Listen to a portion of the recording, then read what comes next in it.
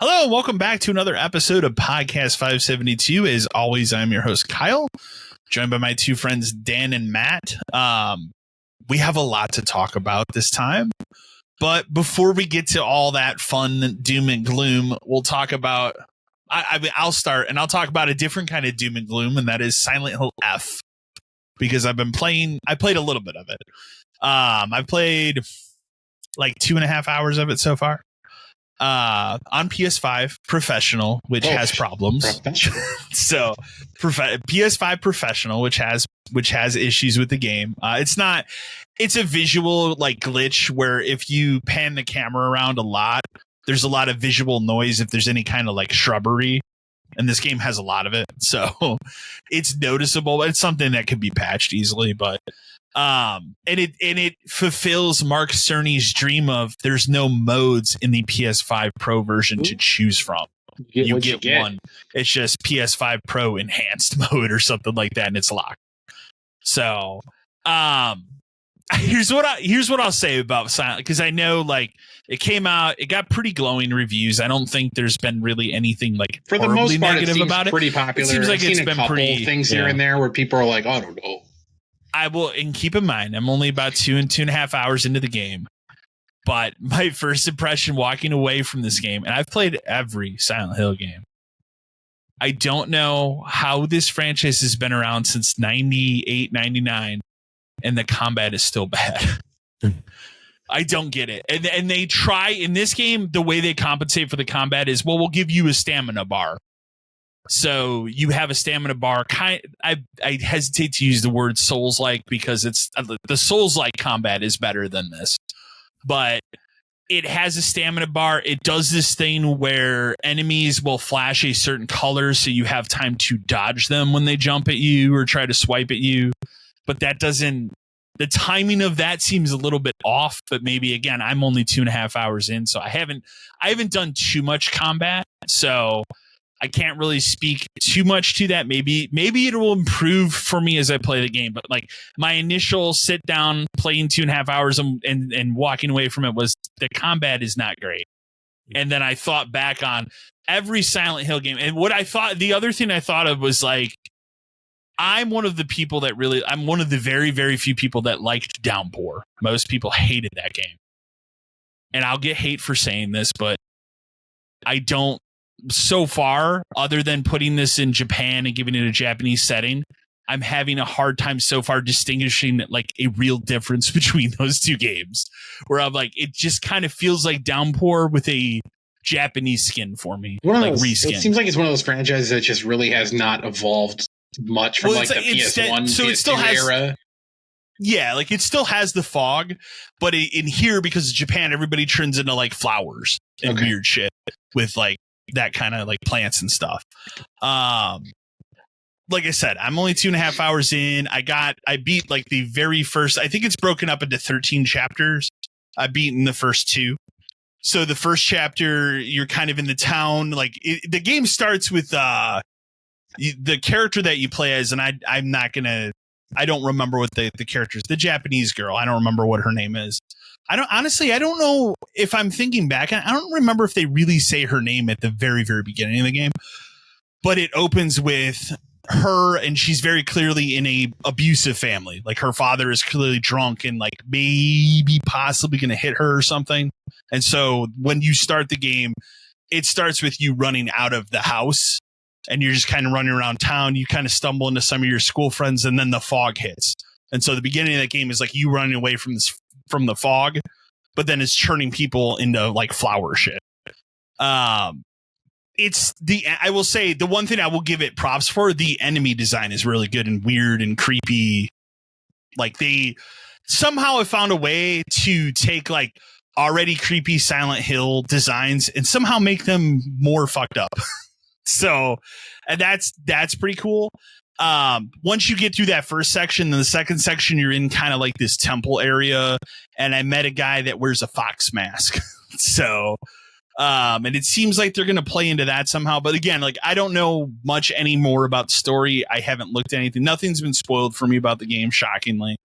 So, and to be fair, I didn't seek anything out either. Important question. Yeah. What does the F stand for?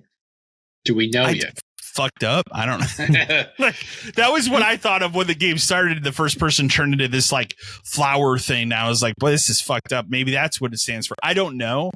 The only other thing I could think of is like maybe it has something to do with foxes because the guy wearing a fox mask, but I don't know. I have not determined that yet. And I don't want to spoil it for myself. So I could probably Google that, but I don't want to. So far, like my opinion of it, but again, take it with a grain of salt. I've only played it very little bit, but my opinion on it has been kind of meh so far. I will have much more to say about it next time we record. And then the only other like real thing that I've played outside of a little bit of Water Park Simulator, I don't need to really say any more about that. Like that's a great game. You should go get it while it's in early access. I'm looking forward to the other updates they do for it. Clear Obscure, which I kind of really went off when you were not here last time, Dan, but I talked with you, Matt, a lot about it. And like the game continues. Like, I think the thing I said last week was like, for people that maybe are into games and are kind of in this like meh state, or like, boy, I don't really have any faith in the industry anymore, need to play Clair Obscure. To kind of, as I play that game, it has restored my faith in the games industry. Of like, no, we still can make that's awesome. Good original games. Think about it. I've had it finished for months, and I still think about it. I still listen to music. Like, I still remember like just how fucking good of a game it is. Music, like all of the music so far is slapped. Like I said, where are you? Okay. Like the spoiler warning is beyond this. Yeah. Obviously, you're not going to spoil it for me. I have still not spoiled it. No. Here's what I'll tell you what I have done so far.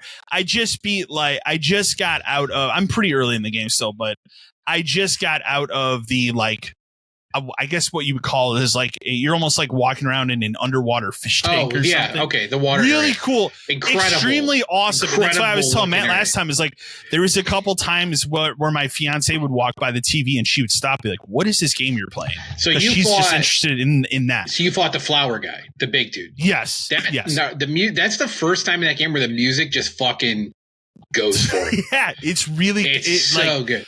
It's this weird mix of like there's a little bit of everything. Yeah, like there's electronica, there's lo-fi, like it's really good. Some of the songs in that game are just that dude playing guitar and singing with the other girl. There's chorus stuff, like there's exactly. It's but every song is so good.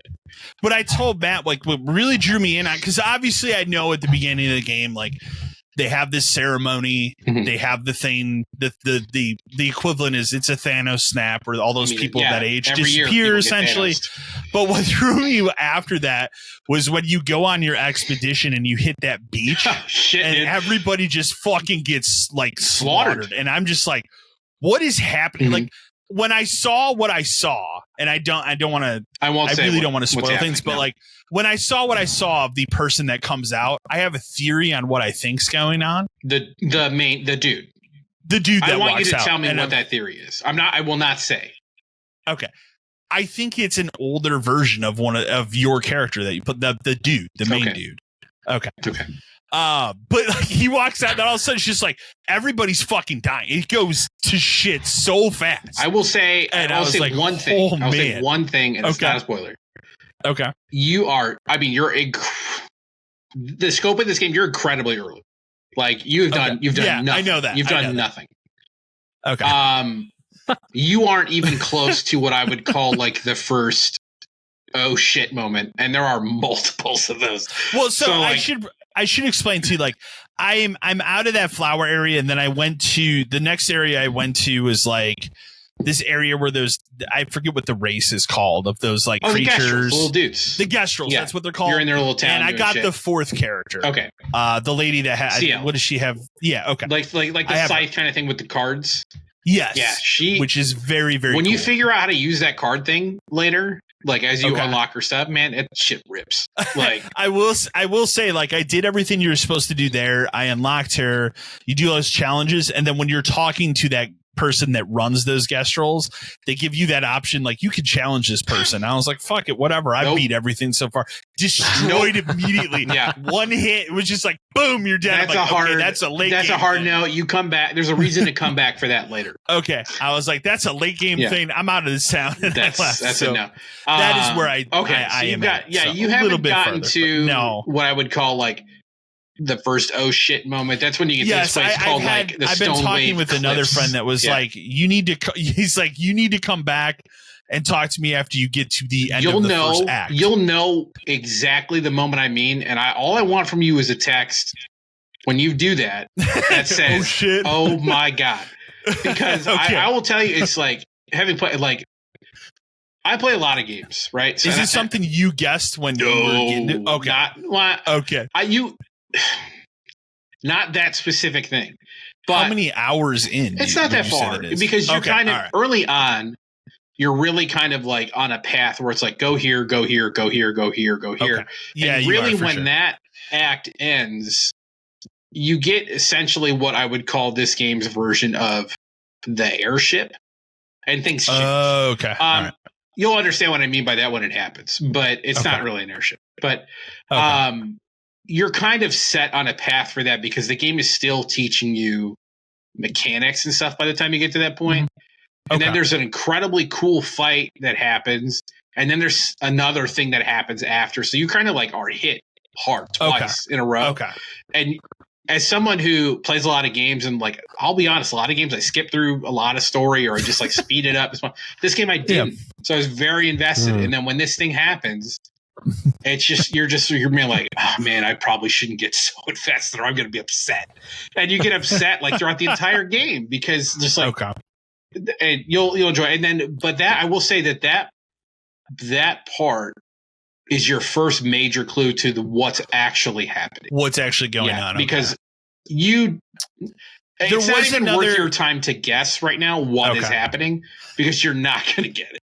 Well, the other thing too, I'll say, and I guess one small thing that they've shown. There is one thing that I did the very last part that I'm remember because it's been a week since I played it because of Silent Hill.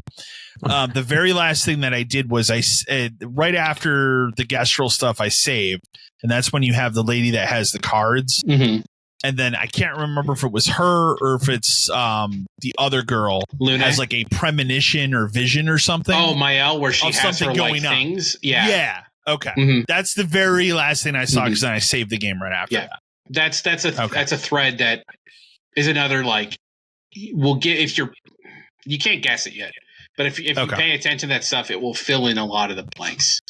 Well, then, like, the other thing, like, the game, it reminds me and has a lot of parallels to Lost Odyssey in a way, which I love. Yes. Like, there's a thing you can do when you go to the camps where you kind of journal. And that reminds me a little bit of, like, that kind of stuff from Lost Odyssey.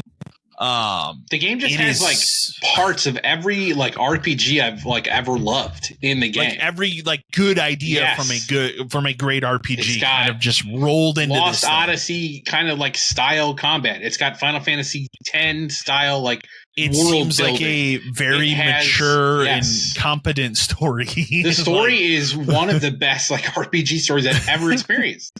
And it's because of the drive to know what's going on. Yeah. And B, when you figure out what's going on, it's like, oh shit, kind of a thing. Cause like like I said, you're heading towards the first reveal of many reveals. Many reveals. Yeah. And and those are those moments, like I still vividly remember those moments.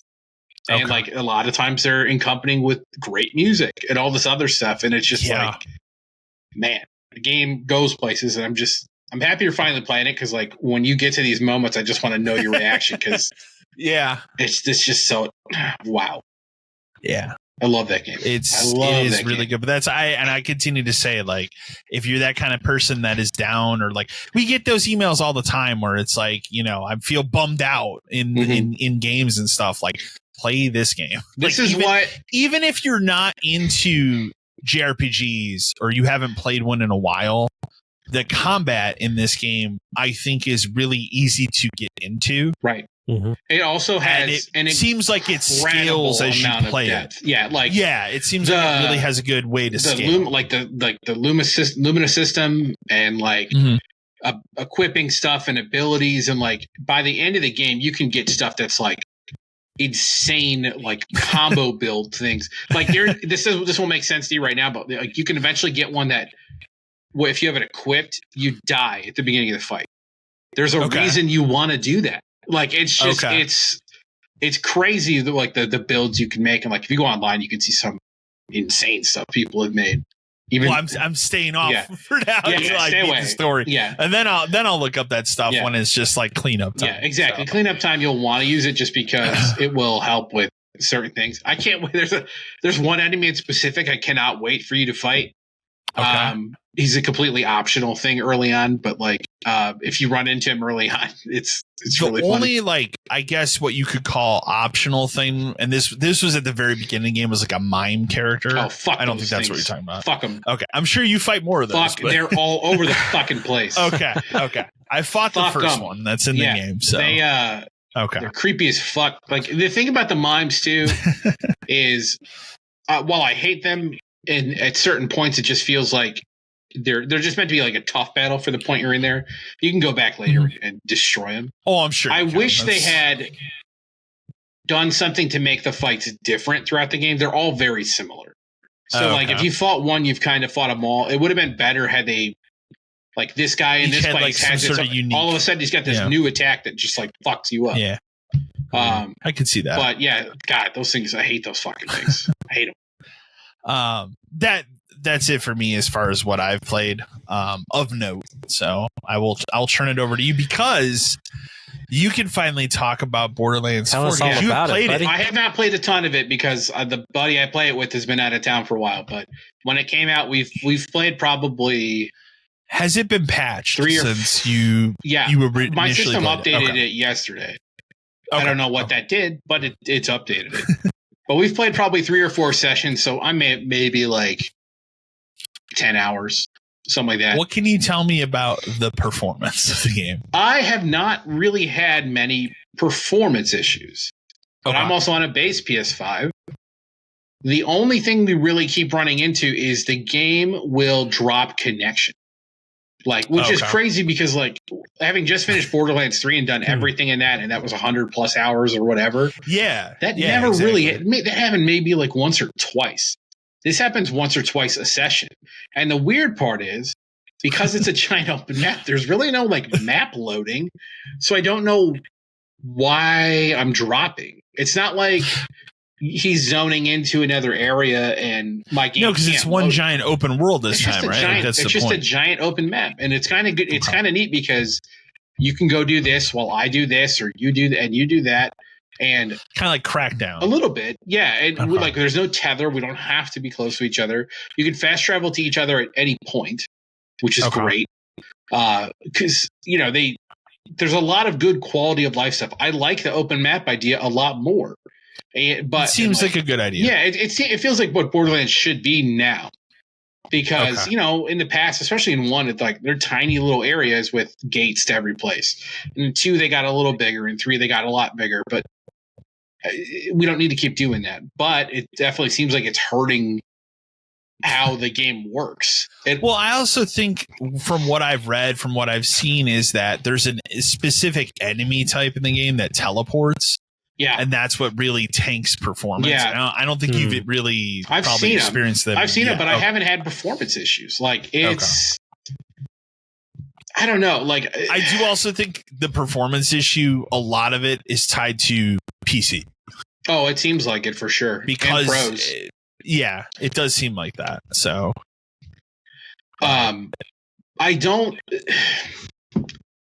It's Borderlands. Like, it's tough. Like, I'm not upset by that, but there are a lot of good like quality of life things. Sure. Yeah. But there's also stuff that they've made worse again. Like, how does this keep happening? So there's like your weapon menu for like your loadout and stuff completely fucked up now. You can't, it doesn't like automatically like show you like, oh, here's your equipped stuff on this side and this stuff over here. No, it's gone. It's, you kind of just have to know. It's stupid. Grenades have been replaced by like these things called ordinances, where essentially it's like you could pull out a chain gun, or you can I think there's like a one-time missile launcher or something. I don't remember using grenades. I used them a lot in 3 just because it got to a point where depends on your chucking them was important. Or I like if I'm running into a room, I would just fucking throw grenades like crazy. But now it's like it doesn't seem like that slot even matters. The other problem is like these characters, you know, again, I'm playing the Siren again because I've always played the Siren. But it's all new abilities. So I have to learn an entirely new character, even though it's the same fucking class. And there's 3 different things. And there's like it's like, I don't even know if I'm speccing this person right. And like, I can't really tell because the ability things kind of seem to suck. And, you know, the same thing. I got a gun early on. I still use that gun because I'm not getting good shit. I'm not getting stuff that's worth sitting and going through these shit menus for 10 minutes to figure out if this is mildly better. They've changed, like, there's new weapon manufacturers and they all suck. There's like, does it have I have not ones found or like it has older ones too, because we're on a different planet in a different system. That makes sense. Just having everything here doesn't make sense. But don't worry, Claptrap's here. He had to follow you. Jesus fucking Christ! I have not found an assault rifle yet that is full auto. How does that make sense? Crazy. Everything's fucking burst fire or single fire. Are the Tadori guns or whatever? Are they still back? The Tadori guns are there. Okay. Maliwan is there. Okay. I can't remember. I just remember those ones because you just fucking chuck them. Yeah, but like, so again, the one thing I really wanted to fix was like guns and stuff, and they didn't. Yeah. So I'm just slogging my way through it. The story so far is fine. It reminds me a lot of God. What were we talking? There was something that happened where we were like, "Oh, this is exactly like this." Yeah, it kind of is. Let me ask this: does it seem like it's kind of like dialed back the ludicrous like noise of the story that the third one had? A little bit, yeah. Okay, a little so far. We like the map is actually fucking huge. Like is Tiny Tina in this game? Not yet. And again, it wouldn't make sense if she was. So she probably is. I mean, Claptrap is there. So, yeah, but he's this dumbass robot that ends up everywhere he has to be. Her character wouldn't make sense to be here, but I bet you she is. Because they could easily write in like, oh, the guy pulled her into the universe. I mean, yeah. So far, it's fine. It's not game of the year. It won't even probably crack top 5 for me by the time I'm done. But and the other thing I find hilarious is like they can't even get these like patch things figured out. But don't worry, we've already announced the next character. Why do I give a shit about the next character? That is wild to me. Who cares? Like fix your game. Well, yeah, fix the game. But Randy's too busy being a fucking psychopath to fix the game. Blaming everybody else for his problems to fix the game. He seems like he's been more quiet in the last like week or so. Yeah. It's either that or maybe other big things have happened that it's kind of taken away from it. Passed out from his binge. I mean, he was literally trying to offer tech support, but then either didn't know what he was talking about or directly lying about certain options in the game, like turning off fog, which is not an option on PC. But again, CEO of Gearbox just out there trying to tech support something. I don't know. I'll get back to it probably next week, so we'll see. But so far, it like. I know that people are having problems, but I at least haven't run into those yet. Thank God. Hey, more and more, it sounds like the base PS5 is the way to go for the rest. It really does seem like it, doesn't it? It's almost like they weren't ready for Mark. I mean, they keep talking about implementing some big update for the Pro next year. But the thing about it is that update is gonna allow you to do like whatever that other type of super sampling is, which kind of defeats the whole purpose of the PSSR thing they created. So right. That I don't know why that's a half hour fucking explaining. Yeah. I don't know why that would be the Band-Aid for that machine, but you have one of the hot releases of the week, though. I don't know if you've seen like you played a little bit of it. Yeah, I've played through probably the first 2 or so hours of Final Fantasy Tactics. Okay. The remaster. This isn't a bad thing, but it's the same game. But like the enhanced stuff is good. It looks better. The voice acting is great. If you've never known how before, you'll finally know how to pronounce these people's names because there are a lot of weird old Englishy names. Yeah. But yeah, I mean, Final Fantasy is such a great game. Like just in general, like this is the one I wanted them to remake or remaster for forever. This is what I would say we've always wanted it to be, though. You didn't want it to be a Final Fantasy VII level remake. No. It didn't deserve to be that. It didn't need to be that because it's a tactics game. What could you possibly do other than just make it what it is? Now, that being said, it is baffling to me that it does not include the PSP content.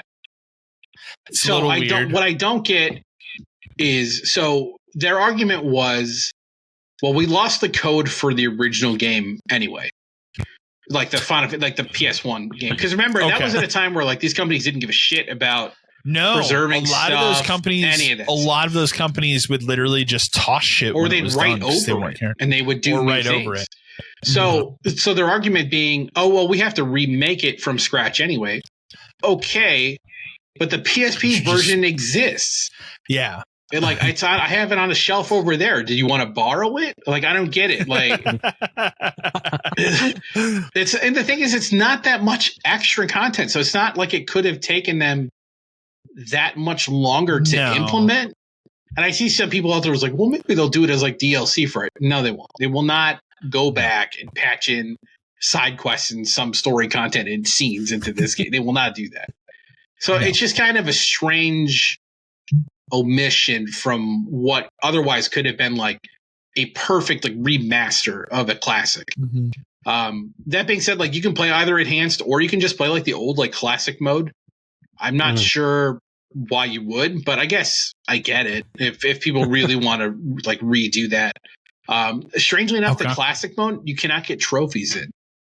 Which you have to play the enhanced mode. You have to play the enhanced mode for trophies. It's a little weird. It's a little weird because in theory, the games aren't different other than graphics, dialogue. So it's not like a Halo Master Chief Collection back button. No. It is literally like when you boot the game. Mode. Okay. When you boot the game up, even if you've already played it, when you boot the game up, you have to pick either one. So then I boot the game, pick enhance, then I can load my save. It's odd. And the first time when I played it the second time, I thought I had not saved my progress because I was like, shouldn't there be a load option right here? Yeah. No, you have to go in one more menu to get there. Okay. A little odd, but yeah, I mean, it's still a great game. It's still difficult as hell. Comparatively to a lot of other stuff you would play, especially like Final Fantasy, just regular Final Fantasy games. There's been a fight or two where I've like, I made the wrong decision. I had to reload it. But I'm still kind of getting used to like how everything works and changing people's jobs and all that kind of stuff. But this time I would say it's a lot easier to follow the story because it is a very complicated, like convoluted story because it's all about like, war and all that stuff and secret agents and behind the scenes stuff and all that stuff. But now that it's like voice acted, I feel like it's a lot easier to understand. But yeah, so far it's been pretty great. And really, that's probably the next thing I'm on, like 100% mode to finish. Because I did finish that Digimon game just in time for the next one, which is out. That's like today. Next week? No, it's today. Oh, today? Yeah. Oh, shit. But I'm not getting it for a while. But I did manage to platinum the last one, which was a fucking grind towards the end, but I got it done. I think I told you that game, the platinum pissed me off because it essentially requires you to play that game 1.6 times. That's dumb. Yeah, and here's the kicker why it's real fucking dumb. You cannot skip dialogue in that game at all. And sometimes a case in that game is just people talking to each other for 10 fucking minutes. Even if you're mashing X, that's just like, oh my God. It was a slog, but it's done. So other than those two big ones, I played a couple other small things in the past. I bought a game called Legend Bowl, which is essentially like Tecmo Bowl. Yeah. Kind of like made by a couple dudes, and it's just kind of like an old school, I'd say Super Nintendo era looking football game. Is that on the premium thing or whatever? No, it was. I bought it because I've been sitting on it for a while, and it's just like I kind of wanted to just play like a stupid sports game. Yeah, it's pretty good. One thing I hate about non-licensed sports game of any sport, to say what's that basketball, football, like? Baseball, whatever. Yeah, they never quite get the rules correct. You know, so like certain situations just seem weird or wrong, or like. Do you think they have to do that on purpose? No, I don't think it's so. Not an officially licensed. The game has NFL no penalties, which is fine for a game of that era because you know I'm not playing it to be a sim game, but right. It has like just playing the season mode is a little weird because it touts itself as having like, oh, we have free agency and trades and stuff, but not really, because how it works is. You'll go through a season, and then at the end of the season, it'll give you like, hey, here's 3 guys on your team. Which one of them do you want to sign? Yeah. So then, what's the point? Like, why do I care about salaries and stuff? None of that matters. So yeah. It's got a lot of like substance on the surface, but if you actually like stop to think about it, it's not there.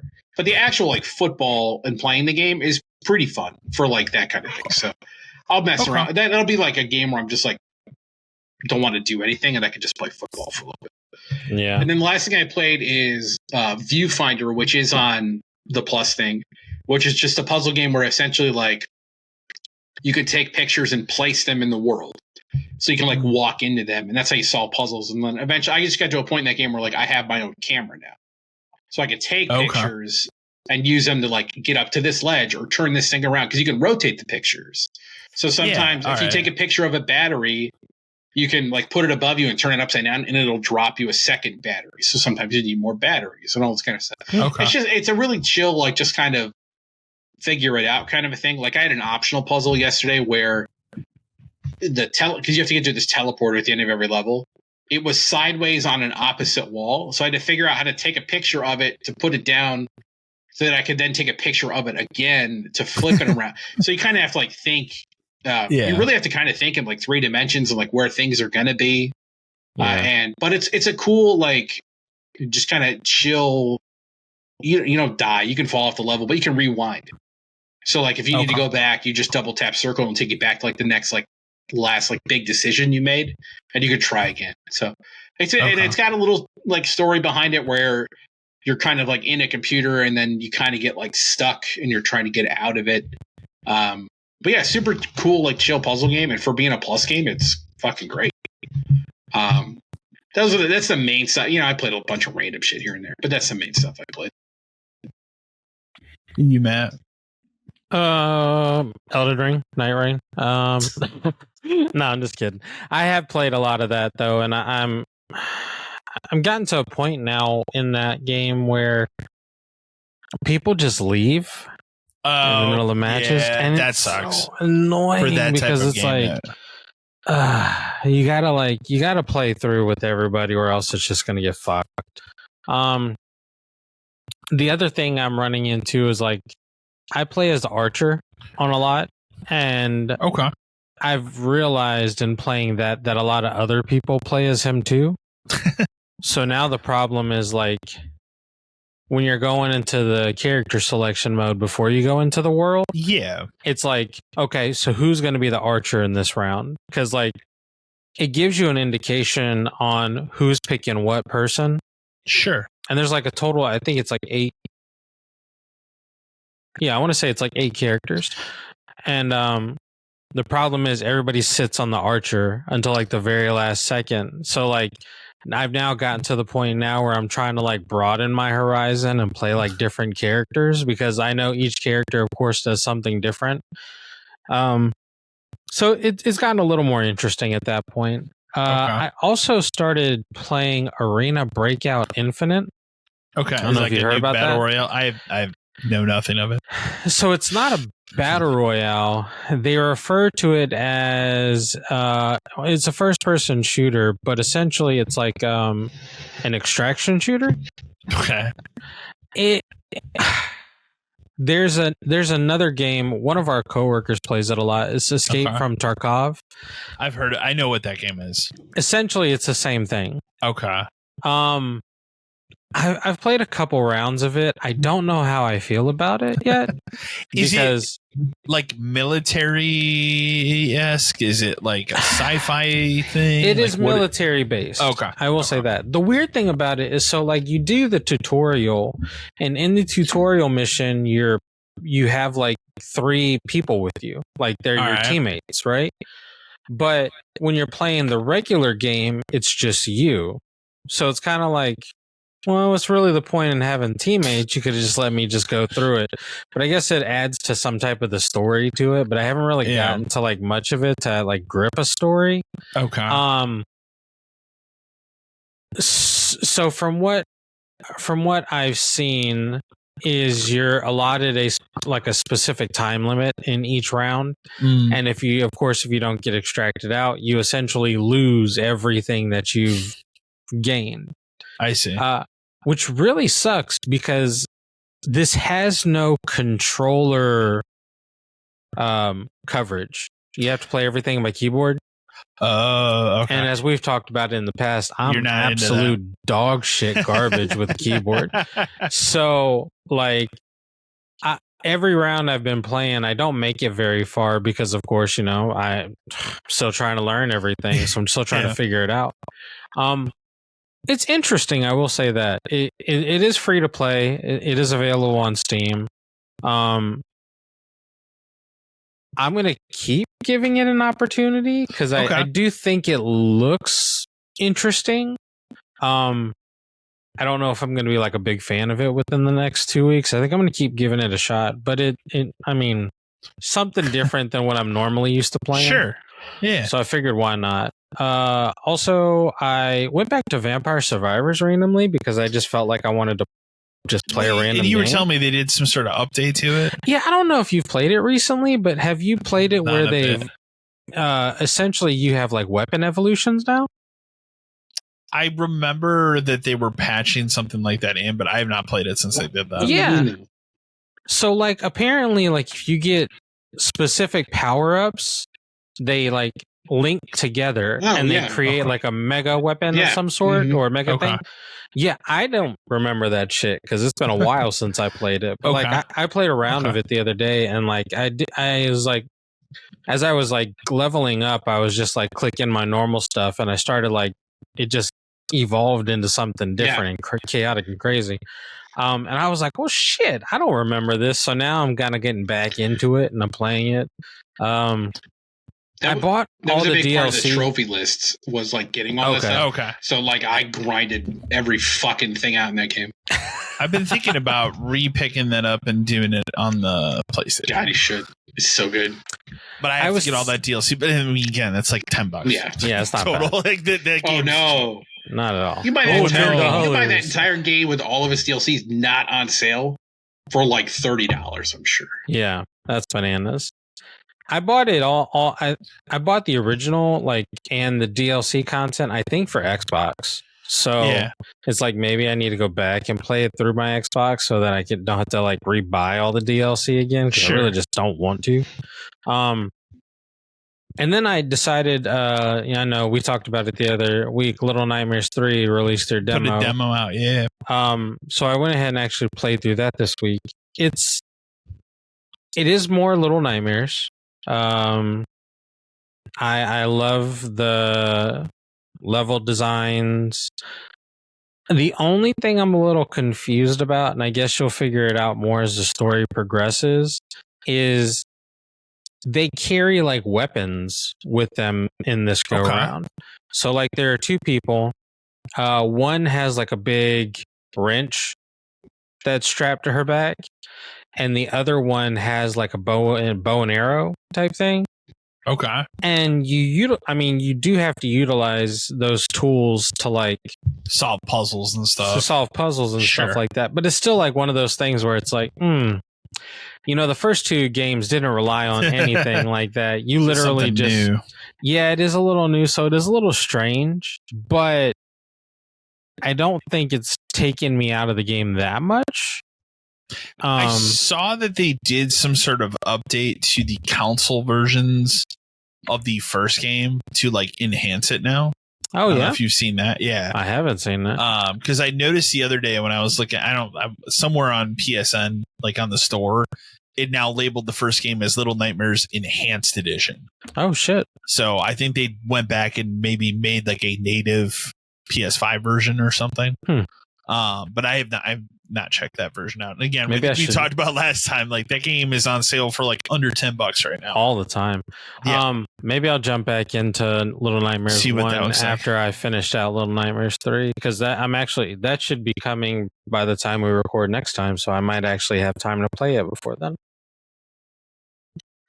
Did you pick any, because the Steam sale is going on right now, the fall one? Did you look through that or pick anything up on that? I did look at it. I had a couple of things on my wish list that popped up on there. I think it was like the Tiny Bookstore is one that I was looking at. Okay. So I know that's showing up on there. Murder House was another one I wish listed. And then I think most of those puppet combo games are probably on sale. Yeah, and then Sniper Elite 4, I saw that was at $6. But then I'm kind of like, I'm still in this kick where I have only like 10 games and I'm at like 6 right now. So like I really have to be smart about how I'm doing this. So do I spend the money and buy like a game on this sale, or do I just wait it out? Because to be honest with you, Steam has sales, it's like every season. Yeah. So I know if I just wait, maybe I'll find something more come the winter sale, usually it's around Christmas time. Yeah, or like a Black Friday sale or something like that. You know what I mean? So I jumped into it because for a couple reasons. One of them being I am going to start Sunday. So how I'm going to do the horror streaming this year is I'm just going to stream every Sunday. Oh, okay. And this Sunday I'm going to do, for whatever, I don't know why, but I have a real itch to revisit The Evil Within 2. So I'm going to stream that this Sunday. That's going to be the first game I look at, the PC version this time. It's funny, the other day I was looking at my shelves because I was updating my Game Eye app, and I did not realize at some point during those Walmart like $5 clearance sales, I picked up the Xbox version of that too. So I have it on everything. Damn. I was like, no, I want to play it on PC. So, but the two spooky games that I picked up on this sale that I'm going to try this month and I'm going to stream, one of them is that Silent Breath game. I don't know if you've seen that one. That's kind of like a found footage style looking thing. And the other one is another one of those puppet combo games, but this one revolves around a video store and it's called Rewind or Die. Oh. So like it revolves around you being a clerk. I believe you're a clerk at a video store, but the killer obviously is going to try and kill you there. That game looks pretty cool. And then the other big game that I purchased, not a spooky game and not a game I'm going to be streaming probably, but for me, is Bookshop Simulator. Yeah. As we're so close to the video store. We're so one close. step closer. So those are my Steam summer sale or fall picks that I purchased. So, but yeah, I'm gonna start, and like I said, I'm only gonna do it Sundays this month, and I'm gonna start with Evil Within 2 because for whatever reason I remember really fondly enjoying that like a lot more than the first one. Yeah. And I remember that having some good like side missions and stuff. So wanted to look at that again. So I'm going to look at that again. But yeah, then that wraps everything up for you. Yeah, that wraps up everything for me. I haven't really I've been addicted to Elden Ring right now. So I'm trying to stop because I know it's taking up too much of my time. Fair enough. Well, we can kick over to the news, and I guess we'll just I will start by just ripping off the Band-Aid, and then I have a plethora of emails to read. But the big thing that's going to dominate the conversation in the news this week is Xbox as a full Like it's not just the Game Pass thing, but like there's other stuff too. They've just said the meme I saw today was like something like somebody said like Xbox is on an all timer this week, and it's like, yeah, I got one more in me this week, and that's that ad thing. Yeah. So we'll talk about that too. But the biggest part of this is that, unfortunately, as predicted on this podcast a couple times, Game Pass has risen the price to $30 a month. 50%. A 50% increase that will begin. It has begun if you want to be a new subscriber now, and it begins for current subscribers November 4th. Right. And it is important. It is important, and I'll read the emails here in a second. You can still go and buy those point of sale cards for $20 postal cards that like GameStop's advertising them. I think I saw like Sam's still has them. Like they're still out there and they still work. Yeah, absolutely. So you could still do it, but they did clearly say like when those cards sell out and they send out that it's over. So you could, as I'm saying this, you could go to a GameStop this weekend, and they might be gone. It's weird to me too because those cards. Before we get into it, those cards that like at GameStop, you know this, they don't have value until they're sold. So Microsoft could easily just tell GameStop throw them away. Because remember, we would do that all the time. We would have to update the poster rack, and it would be like, move these around. These are garbage. Throw these away because they're not valid until they're rung through. So it's a little strange to me that they're doing this 50% increase, but allowing these cards to exist. Is that part of the plan? If we increase the digital thing, people will go buy these cards. Maybe we'll get more signups. I don't like. There's no. I know it's not because there's no way in fucking hell they thought that far ahead. But and didn't realize that those poster cards were out there until GameStop and other places started advertising them. But like, it's a strange move because they could easily tell GameStop you can't sell those anymore. Yeah. We got a lot of emails on this, so I'm just gonna go through them real quick, and then we'll have our larger discussion. Brendan from Cedar Rapids, Iowa. Xbox. I know you guys bitch about it on your show a lot, but seriously, what the fuck?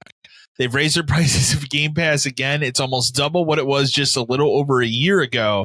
That's also combined with raising the system price twice within 6 months, never dropping it below its launch price of $500, and giving up all console exclusivity. Like, at this point, I feel like they are determined just to ram this entire division into the ocean and call it a day. I canceled my sub and from renewing next month, man. I'm out. Just keep Jeremiah going. From I'm just gonna keep going. Yeah. Jeremiah from Bloomington, Illinois. Man, guys, this Xbox news is just brutal. At this given time, you'd think one of these companies would want to do something to gain customers, not actively move them away. I think the worst part of going on with all this, time after time these decisions are made, leadership just stays quiet now. Remember, just back 3 or so years ago, they were easily the most consumer friendly of the big three. Now they are the worst. Shit, how the fucking times have changed. Grady from Plano, Texas. Hey guys, I'm sure I'm not the only one here that's canceled their Game Pass sub, but I'm curious if any of you are. I just can't deal with this bullshit anymore. We'll put a pin in that one. And come back to it. Cassidy from Columbus. Was it Columbus? I put the initial. Why can't I think of it here? Nebraska. Oh, I'm not even looking. Nebraska. Yeah, Nebraska. Yes, there's a Nebraska. Yeah, I had to look that one up. Cassie from Columbus, Nebraska. Bros, have they lost it? I think Microsoft has lost it. I think this is the last straw for myself and just about everyone else that was left in camp Xbox at this point. You think they're at this point there is something they could even ever try to recover from? Even the biggest Xbox shills can't defend this decision. We'll talk about that in a second as well. And then Mark from Louisville, Kentucky. Hey, 572 crew. Are you guys tired about talking about Xbox as I am at this point? I just feel like every time they may be able to round the corner on their last incredibly fucking stupid decision, they somehow make one that is even more dumb. But I never thought they'd actually go all the way with this 50% increase to the Game Pass price and trying to hide behind adding 45 games that everyone has already played to justify it. Just a huge no thanks from me, man. People are fucking pissed. And rightfully so. It's insane. Man. So, and now the thing was, we like we have predicted it a couple times on here because that seems like that was the last domino. It was the last thing where they could like try to increase cash flow or something. I don't even know how I could justify it. Doesn't make any fucking sense. Less than 12 hours before the announcement of this, they just posted like record like profit numbers for Game Pass and for that division. Microsoft is a $4 trillion company. Yes. But I would make the same argument. The Xbox division isn't a $4 trillion division of this company. No, but I'd also make the same argument that the first time around with the raising of the console price, you could make the tariff argument because Sony eventually did it too. You could argue there was no reason, right? There is no reason for them to have raised the price of that console a second time in 6 months. To the point that with it. It's barely. Like 4, yeah, dude. Barely. It was May. Yeah. It was May when they first did it. And now the highest tier Xbox, which is that 2 terabyte Galaxy one, costs more than a PS5 Pro. It's insane. And there's nothing different about it. It just has more storage. Right. That's it. Like nothing else about that hardware has changed. Yeah, I mean, I laugh because we've been predicting it for a while, and I said there's the 2 things I said was either they will go to 25 if they want to play it safe, or they will really go at the throat and go for 30. I never in my wildest dreams thought they would go for 30. Not only that, but like we're going back to this, we're renaming everything again, which is like set your fucking calendar by it because this is all we fucking do. Now it's because it was core, now it's essential. But it used to be silver and gold. And like it's everything keeps changing. And now it's what? Essential, premium, and ultimate? I believe that's the case. Yeah. But then the only difference between premium and ultimate is I get everything day one. Well, except in the fine print. And so there's a lot of moving pieces to this because as it happened, like more bullshit just came out throughout the day. One of them is in the fine print, all Call of Duty titles. Only Game Pass Ultimate. Yeah, because they have to justify $55 billion. They have to justify it. Yeah. I like that people have been retweeting the thing from the lawsuit or the whole FCC thing where they clearly said this will not affect raising the price of Game Pass. Like literally almost 2 years ago. Like, no, it did. Their justification for it, which is here's 45. What they did was they rolled Ubisoft Plus into this. It is not the top tier of Ubisoft Plus, right? No. So there is one tier above. If you, for whatever reason, if somebody wanted to get Ubisoft Plus, that is what would give you access to like the day one new Ubisoft games, like when Assassin's Creed Shadows came out. So this isn't that. You get regular Ubisoft Plus. And they added like 45 games. They're games everybody has already played and probably owns. 3. Wow. Every Assassin's Creed game except for Shadows. Like it's so exciting. Big thing, when they touted this thing, when they announced this, the big thing that they were announcing and excited about ramping up was that you can play Hogwarts and Harry Potter on Game Pass. It's insane. Like, that game is fucking 3 years old. Right. You know what pisses me off? I just bought that game this year. Was that one of your fuckers? 10? Yeah. Oh, well, it's not like you're gonna have Game Pass Ultimate to play it on. I know, right? So this all happened. Obviously, the internet has reacted. Like gamers, the internet have reacted about how you would expect. For me personally, it took me 2 fucking days to get into the subscription part of the Xbox, my Xbox account, my Microsoft account, to make sure that auto renew is turned off. Because every time I would try to load this on my phone, on my computer, on my fucking tablet, I couldn't get in. That's how broken this is. That's how so many people. Are you saying they DDoS themselves? They did. That's how many people are flooding this thing. Every Reddit thread I saw was I'm out. Every comment on like the IGN thing was like, this is insane, I'm out. So I thought mine was up in October. Mine is up in January. So I'm paid up through January and then it'll be done. Right. And I'm But think about it this way. In the past, even at $20, you can make the argument that well, if you were going to buy two $60 games this year, and play through those, or whatever, like if you bought X amount of games, you could maybe work it out. Like you want to play Call of Duty and that's all you play, you should probably just buy Call of Duty. But if you're going to play multiple things, sure. Now it doesn't make any sense anymore. Well, the value should we say is the like great evaporated. meme, which is Xbox $360 a year now. It's just, and that's because that is what it would cost you annually to have Gamepass now. Games. To rent games is $360 a year now. The whole thing is wild. Like this was the final domino. Renting 5 games a month at like Hollywood when I worked there.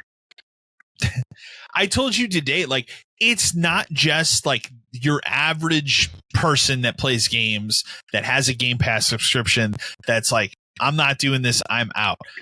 Most of the Xbox influencers, most of what you would call the shills, like most of these people are out. I told you today, the very first person that got to 1 million gamer score, Stallion 83, that fucking he's been an Xbox shill for 19 years.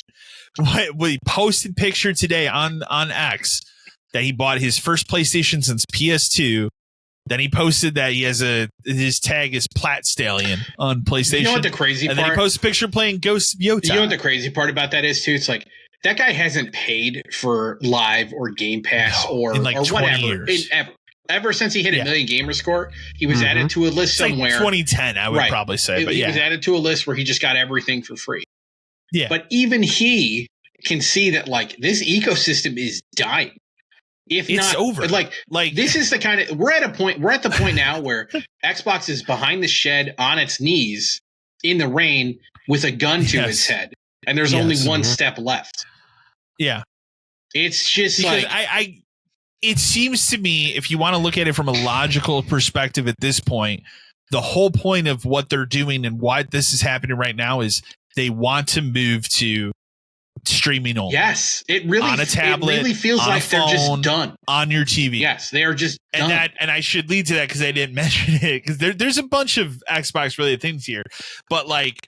So that was obviously the first and biggest gut punch this week was, hey, it's going to be $30, whatever. Then the kind of like the two other like smaller punches that both hit today.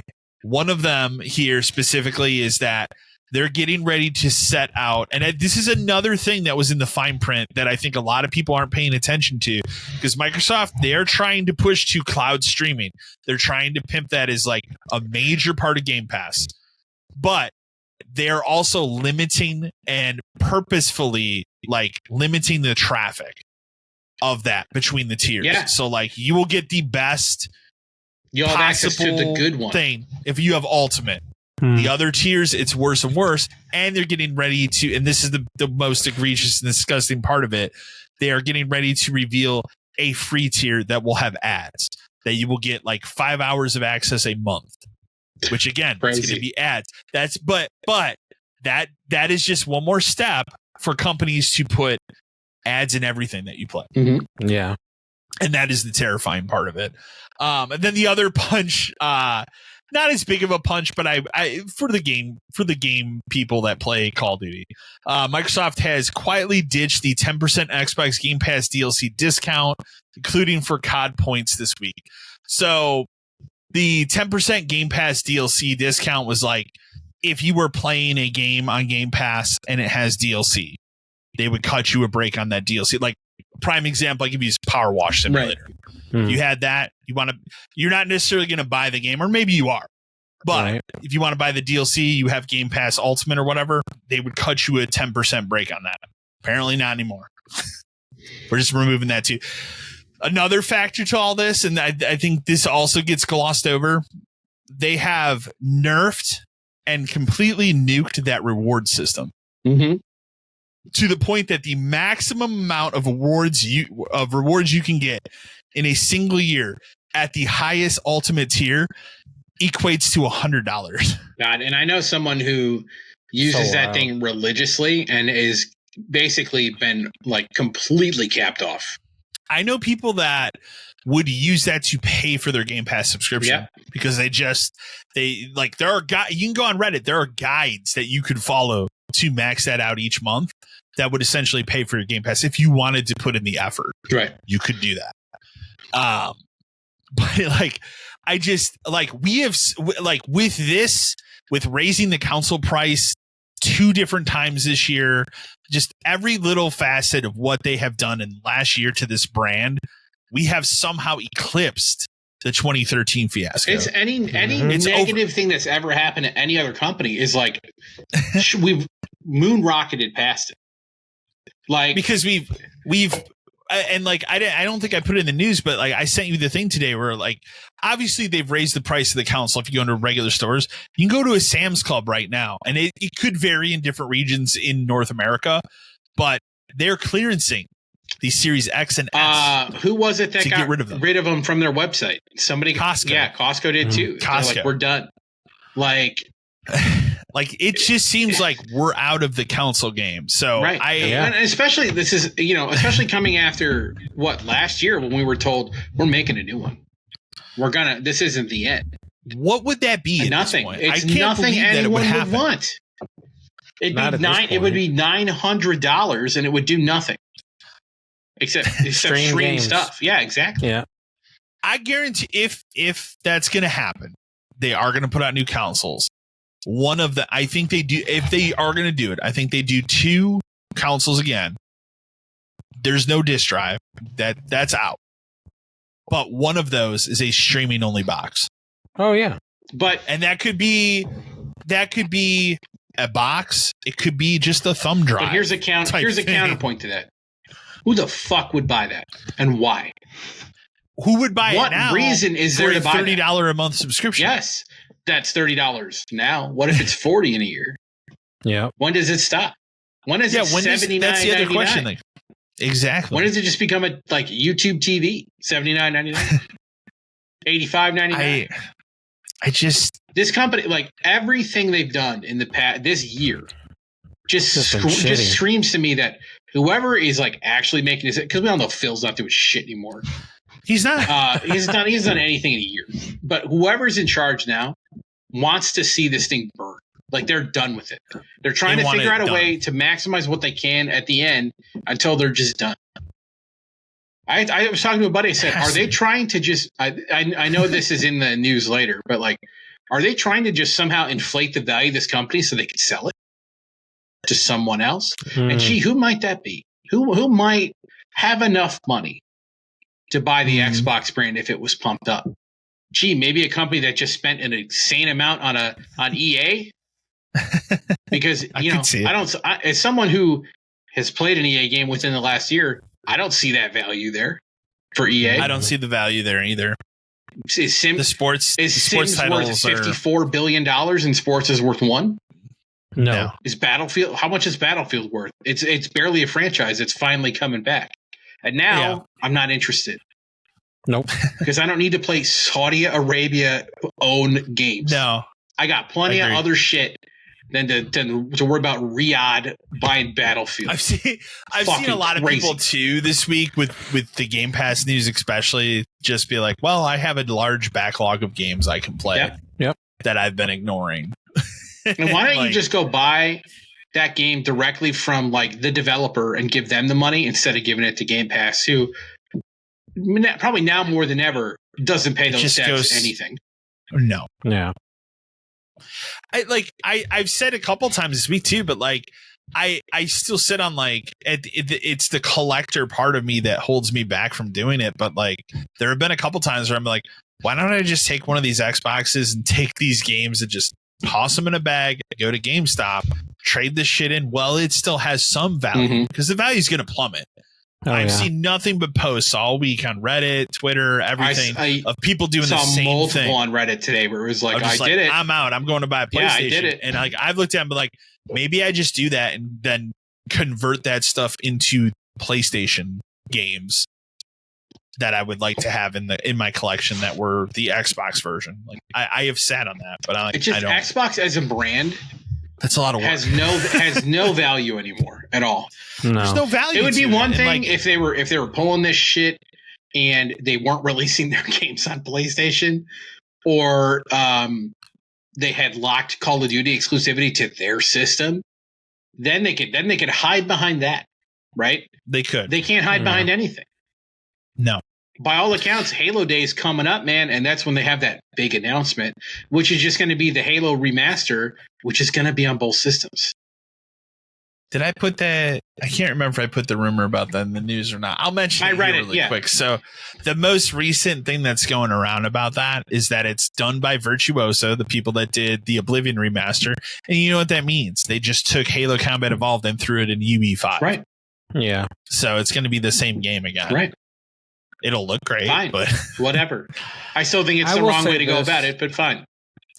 I'll play it on PlayStation. I will say that I am keeping Game Pass, not because I want to, but because my youngest doesn't grasp I have to buy everything physically if he wants to play it. So I get that. There are certain things that I just can't find that, like right now he's on a kick of Sonic. So like I have to hunt down everything Sonic for the Xbox, and I haven't been able to, either Xbox or Switch.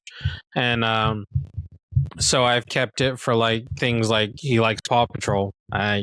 Even though a game like Paw Patrol would be available, I haven't seen it anywhere to snag it. So it's like, what the fuck do I do with that? But I did downgrade for sure from the Ultimate down to the Premium because I don't want to play Assassin's Creed Black Flag again on my Xbox. I don't want to play any of those.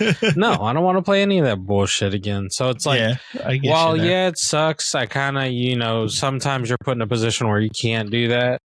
I do think but you can at least not pay $30 for Ultimate. Exactly. Yeah, and I was going to say the other thing that's important to remember is that there is no more like separate paying for a gold subscription. That's all built into Game Pass. So like if you want to play online for games that don't get around it because they're free to play, you have to get the essential one at least. Yeah. But that's not $30 a month. Not $30. Like Jesus Christ. No, not at all. But like there have been times this week where I've sat and I've thought of it. The thing that I said in the video that I put out earlier this week too is like I have not played a game on Game Pass, and I really on the Xbox itself since Doom: The Dark Ages. Yeah. And that was just because when it came out, it was a game that came out with like zero PS5 Pro support, and I knew I could play it. I tried to play it on because I was like, okay, I played the other Dooms on PC, I'll try it here. And then immediately it was like, mostly I'm usually good with keyboard and mouse controls. That game, it's really weird the way you use like the shield and stuff. So I ended up playing that game through my Xbox. And the sad part is, even at the time, and now when I think back on it, it sucks because I had a fun time playing that game on my Xbox. Yeah. And they've ruined that experience of like, I have not turned on and sat down to play a game on my Xbox. I own 2 of these fucking things since that game. My fiance, and I realized this the other day because I was thinking about it, I'm like, all right, my Game Pass runs out in January. I'm not going to renew it because I'm not paying $30 a month, and I haven't played anything since May. My fiance plays fucking High on Life all the time, which to the point that at some point I ended up buying the game because I'm like, one day Game Pass, like back then I was like, one day Game Pass will get to a point where I say adios. But the first thing I thought of the other day, I'm like, okay, if mine runs out in January, that stupid game comes out in February, High on Life 2, and of course she's going to want to play that game. Oh yeah, of course. So I just thought myself, well, I guess I'll just buy it. So I'm just going to buy it because even then it'll be, I believe it's a $60 game. So it's like, well, that's 2 months of Game Pass. So I've never seen, like, we've seen brands fuck up and do something stupid and be in the gutter. But in the game, like in video games, I don't think we've ever seen anything like this. Yeah. This bad. You can go back and look at things like, well, Sega petered out with the Dreamcast and then went third party. And that was always the thing here where you it kind of seemed like in the last 2 or 3 years, like that could be a real possibility, but not at this. If any one of them not was at a level where we're purposefully nuking it. And I kind of thought they were going to go that way when it was like, all right, we're going to drop our exclusivity. Right. But we're not the shitty thing is when they were going to drop exclusivity, it felt like a good thing. It felt like they were being the smart ones. They were winning. They were going to win because they were going to sell their own console, but they were also going to sell their games on other things. Now at that time they were. Right. We said it here. Like it really feels like they're making the right decision because they know they're never going to be the best selling console. So why not sell our games on other systems? Now it's like they don't even want to sell a console. They just want to sell their games and stuff, but because that's where all the value is. But I think they don't realize that they don't make that many games a year. Even after buying all these studios. Yeah. They're making there's this big thing like, well, Xbox is gonna have 3 game releases this month. Wow, 3? Wow. 3. I think what are those Ninja games? One of them is Keeper, which is the Lighthouse game from the people that do Psychonauts, and then Outer Worlds. Wow. 3 games. Which I'm not interested in Ninja Gaiden. I'm not interested in Keeper. I am interested in Outer Worlds 2 on PS5 when it's half price. Yep. And I'm all in. It should. I told you earlier today. This is like we're in speedrun mode to just destroy this brand. And man, are we fucking nailing that speedrun? And Sony and Nintendo are on the couch behind us cheering us on because they're loving every fucking minute of it. The worst part about this, from a future standpoint, is if Microsoft is done, and for all intents and purposes, it seems like they are. It's not going to make PlayStation any better, dude. Like it's going to make it worse. There's no competition now, and I know some people will make the argument like, well, Nintendo's a competition. Like they are 2 different levels. No. And Nintendo, and there are 2 different companies that do Nintendo not fucking in the care. Switch 2 era ain't much of a competition to fucking anybody. No, it's not. Not at all. But now this opens the door for PlayStation to bump up premium again. What are you going to do? Yeah. The Game Pass is more expensive, and we know none of you own that system anymore. So, what are you going to do about it? Yeah. So it's setting. Do you think that happens this year still? No. I think the funny part is they can wait a little bit and wait for Xbox to keep digging the grave. And then when it's clear that the Xbox, because hardware sales, even though Microsoft probably doesn't like it, hardware sales numbers get out. Yeah. And when it gets down to next year, you remember you would see stuff in Japan where it's like Japan sold 48 Xboxes this year or this month or whatever. Yeah. We're going to be getting close to those numbers over here. Yeah. Wow, Xbox only sold 512 Xboxes in March. Weird. That's weird. Yeah. And that's when Sony can go, now we can do it.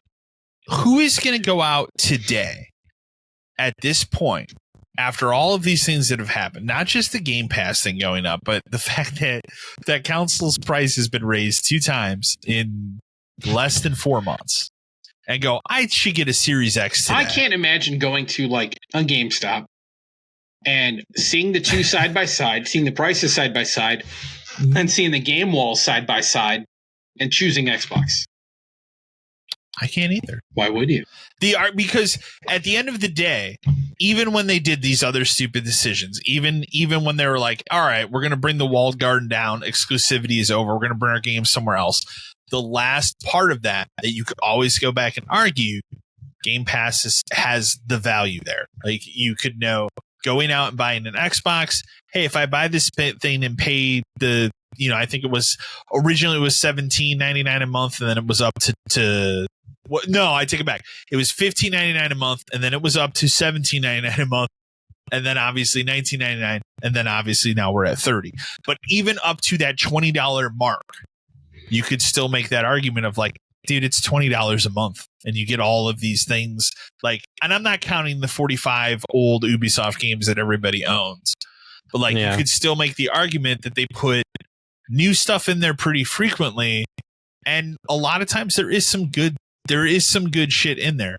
They are trying to now promise that, and that's the other thing I laugh at. Most people are scoffing at too. Is well, with upping the price, they're going to promise now every year that there are 75 day one games to this thing, and it's like, how many of those are just indie level like shovelware? Mm-hmm.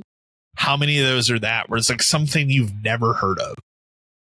And it's like, what is this game? 72. Oh, it's not very good. 72 of them. The other thing I told you the other day is like, even putting those 4 core things aside that have happened, we've also seen studio closures. We just had another one with Avalanche closing the studio that was going to make that Contraband game. That's just done. Perfect Dark, gone, done. What? It would not shock me if I woke up someday next week and I was told Fable's been canceled, guys. So yeah. And the sad part about that is when I look back, when I think about it, is like, well, what was the whole point of even remaking that game at this point? Because it's made by a team that had nothing to do with the original Fable game that made racing games. Right. It would be one of the least shocking things they could ever say. At this point, I would not be shocked. I would just shrug it off like, of course. Was I upset when Perfect Dark was canceled? Sure. Was I shocked? No. Was I shocked when Everwild was canceled? Hell no. Hell no. We all knew that was coming. Fable would be a little bit like, damn, dude, like, what's it going to take for you to actually make a fucking game level of shock? But, like, at the same time, not a surprise at all. They don't care. Not a surprise. They do not care. I will say there's a lot of Xboxes on sale right now on Facebook Marketplace. Oh, weird. Oh, I'm not surprised by that. Yeah. And I will put this out there because myself, Eric, who's been on the show many times, we collect 4K Blu-rays, and the Series X is a hell of a 4K Blu-ray player that does support Dolby Atmos audio. So you're saying if I can go into Sam's Club this weekend and find a Series X for $200, I should buy it? If you collect 4K Blu-rays, I don't. Yes. If you, it happens to be that you would pay more money than should that. I just bring it up to customer to service and be like, "Look, we both know. Like, I'll give you 100." Exactly. And then they go. And then they sigh and go, "Okay," and they take it.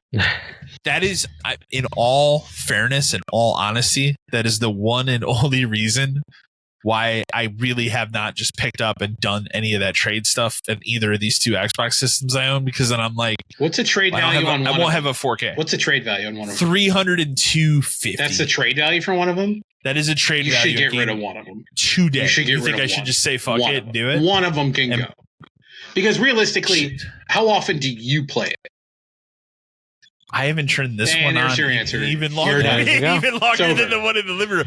The one in the living room, to be fair, is turned on almost every day. You know what the most use your Series X has gotten in a year has been? When you lent it to me to play Indiana Jones. This one. Yeah, that's what I'm saying. This one. That was last Christmas. So I'm saying, yeah. That's the most use it's gotten a year is when I borrowed it for like a week and a half. There has been a part of me too where I've sat on and I'm like, what if I go and just trade this system in some of these games, get myself another like slim PS5 to put in this office, and then I just tell Ross, who has my other PS5 now, you can just keep that, man.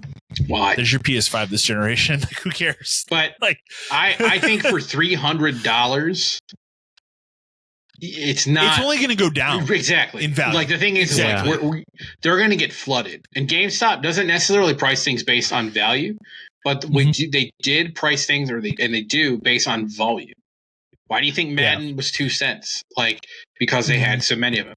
If every store is getting 5-6 Xbox Series trades this week, that's just 5 or 6 more they have to throw in the back. You know, and keep the stack going up. 300 is a lot of money, fucking money. It is for something you don't use, has no value left. It doesn't have any value. It's no value to you anymore. You still have the other one. If you ever really needed it for anything, you could go play the other one. But even like the main one, but like Forza Japan, you could just buy it on PlayStation, homie. Like, it doesn't matter anymore. There you go. They did say that game would not be on PlayStation 5 right away, but like, I can wait. Yeah, how long did Indiana Jones take? 3 months. There you go. 4 months. Yeah. Who gives a shit? That's what it'll be. Let's be fair. They're not going to, even though they say it'll be later, they will not wait. Or it could be even faster when it doesn't fucking sell. Because even now, the other key part about this is not only did all this go up, PC Game Pass went up $5. Yeah, I forgot to mention that too. Like PC Game Pass did. Yeah. Oh my god! Like, now to be fair, the PC Game Pass only went up like $5. That's still a pretty solid value if you're a PC person. But man, I wish it made any kind of sense as to what's happening. Because with all of this happening in this short amount of time, something major must be happening like behind the scenes. It must be. I almost wonder, and I like it's been very clear to me. Can't be tariffs in the last year.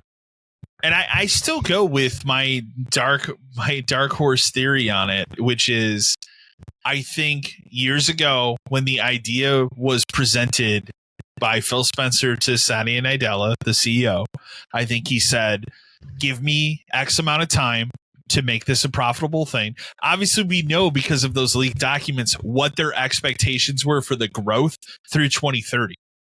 And they were never going to hit it at this point. I think there was an expiration date on it. And I think that expiration date was up in January. And I think that now you're seeing that guy control everything. And that's why you don't see Phil Spencer or Sarah Bond or any of these people really making any other comments when this stuff comes out, because they have to keep their mouth shut if they want to keep their jobs at the positions that they're at. So I think that guy's been pulling all the strings. And you've seen too, and I mean, we don't have to get too into the weeds on it, but you've seen also in the last year, Microsoft's big push into AI. And I think that has a lot to do with, they look at this Xbox division and go, well, we can have a future there by pushing into AI with the cloud streaming stuff and all that. But there's no future here with the other part. The streaming stuff has always been the goal. It's been the goal for like a fucking decade. Yeah. The problem is it still doesn't fucking work. And now we're getting we swear it works now. But now you got to pay us more for it. Yeah. Okay, sure, man. Like, it doesn't fucking work. You don't, and like, to their credit, the PlayStation 1 doesn't fucking work either. So I'm not like saying, oh, look at these idiots, they can't even match Sony. Like, no, Sony's doesn't work either. Like, we're not there for whatever reason. We're not there yet, and I don't know why. No, agreed. It's just the whole thing is a disaster. I don't know what else to really say about it. Like, we're gonna keep watching the mass exodus of users, people jumping over to PlayStation. They're gonna have a hell of a holiday season, Sony. Yeah, they are. They're gonna have a hell of a holiday season. They just burned that whole thing. And I've said many times, I said it a few times in the video that I posted, and I'll say it again here. Like, you could go in, trade your Series X and just get a base PS5. Don't go for the Pro. It's not worth it. Get a base PS5. There's even like, obviously Sony has their exclusives. I haven't played Ghost of Yotei, so I can't speak to that game, but there are other plentiful exclusives. If you're somebody who's been only in the Xbox ecosystem, I don't know why you would have only been in the Xbox ecosystem this generation, but if you're somebody who's been there since like the 360 or even the Xbox One generation, there is a plethora of exclusive games for the PlayStation 4 and PlayStation 5. That was us, man. You and I were, especially when we worked at the store, we were Xbox defenders for a very long time. I think where it fell for me and where I kind of, because my like switching from it back and forth was when the PS4 Pro hit. Yeah. Because then we had that year of like, okay, this, and unlike the PS5 Pro, that was the best way to play games for an entire year. Felt different. Yeah. It was different. It outputted 4K. We'll use that loosely, but it had games that had higher resolutions, 8K or frame rates. No, that's PS5, man. 8K. Right. They had to take off the box. Right. That was before the professional edition. 8K. But that was where I discovered like one of the first like exclusive games at the time. It's not exclusive anymore, that I played JRPG Persona 5.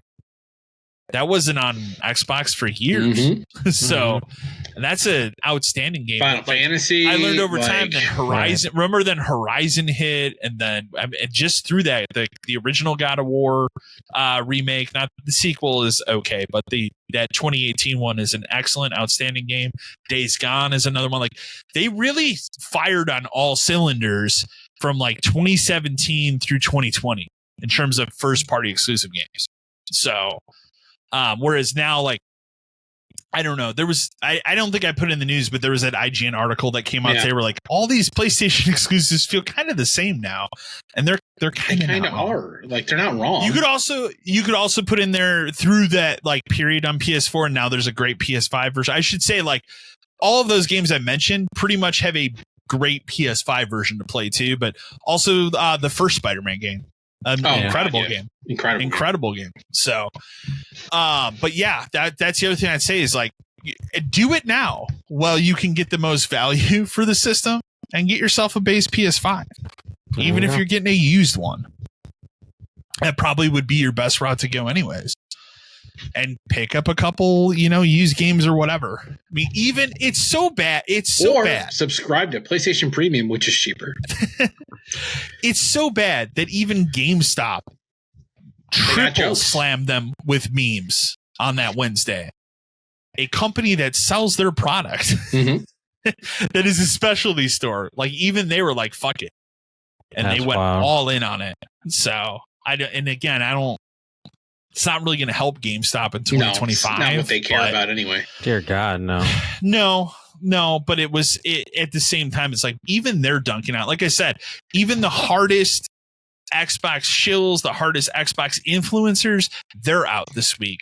They're all having like emergency, like any of them have exclusive podcasts. They're only Xbox centric. Like even the biggest one, which is IGN's Podcast Unlocked. That guy wrote an article, an incredibly scathing article. It simply was titled like, the only thing this generation will be remembered for Xbox is greed. And he's not wrong. That's the only thing that'll be remembered. So like nobody, like I didn't think this company could burn this division as fast as they had. It's like they're trying to. It's like I just said. It's literally like they're like, how can we kill it without it being too obvious?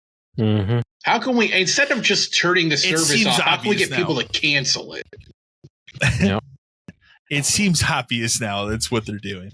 There's no other way to explain it. It's so wild. Other than obviously they want to just push everything to their one subscription service that is a cloud-based thing. Right. That's it. So, and as they've learned the hard way this week that people don't want that. Nope. Or we're not interested in that.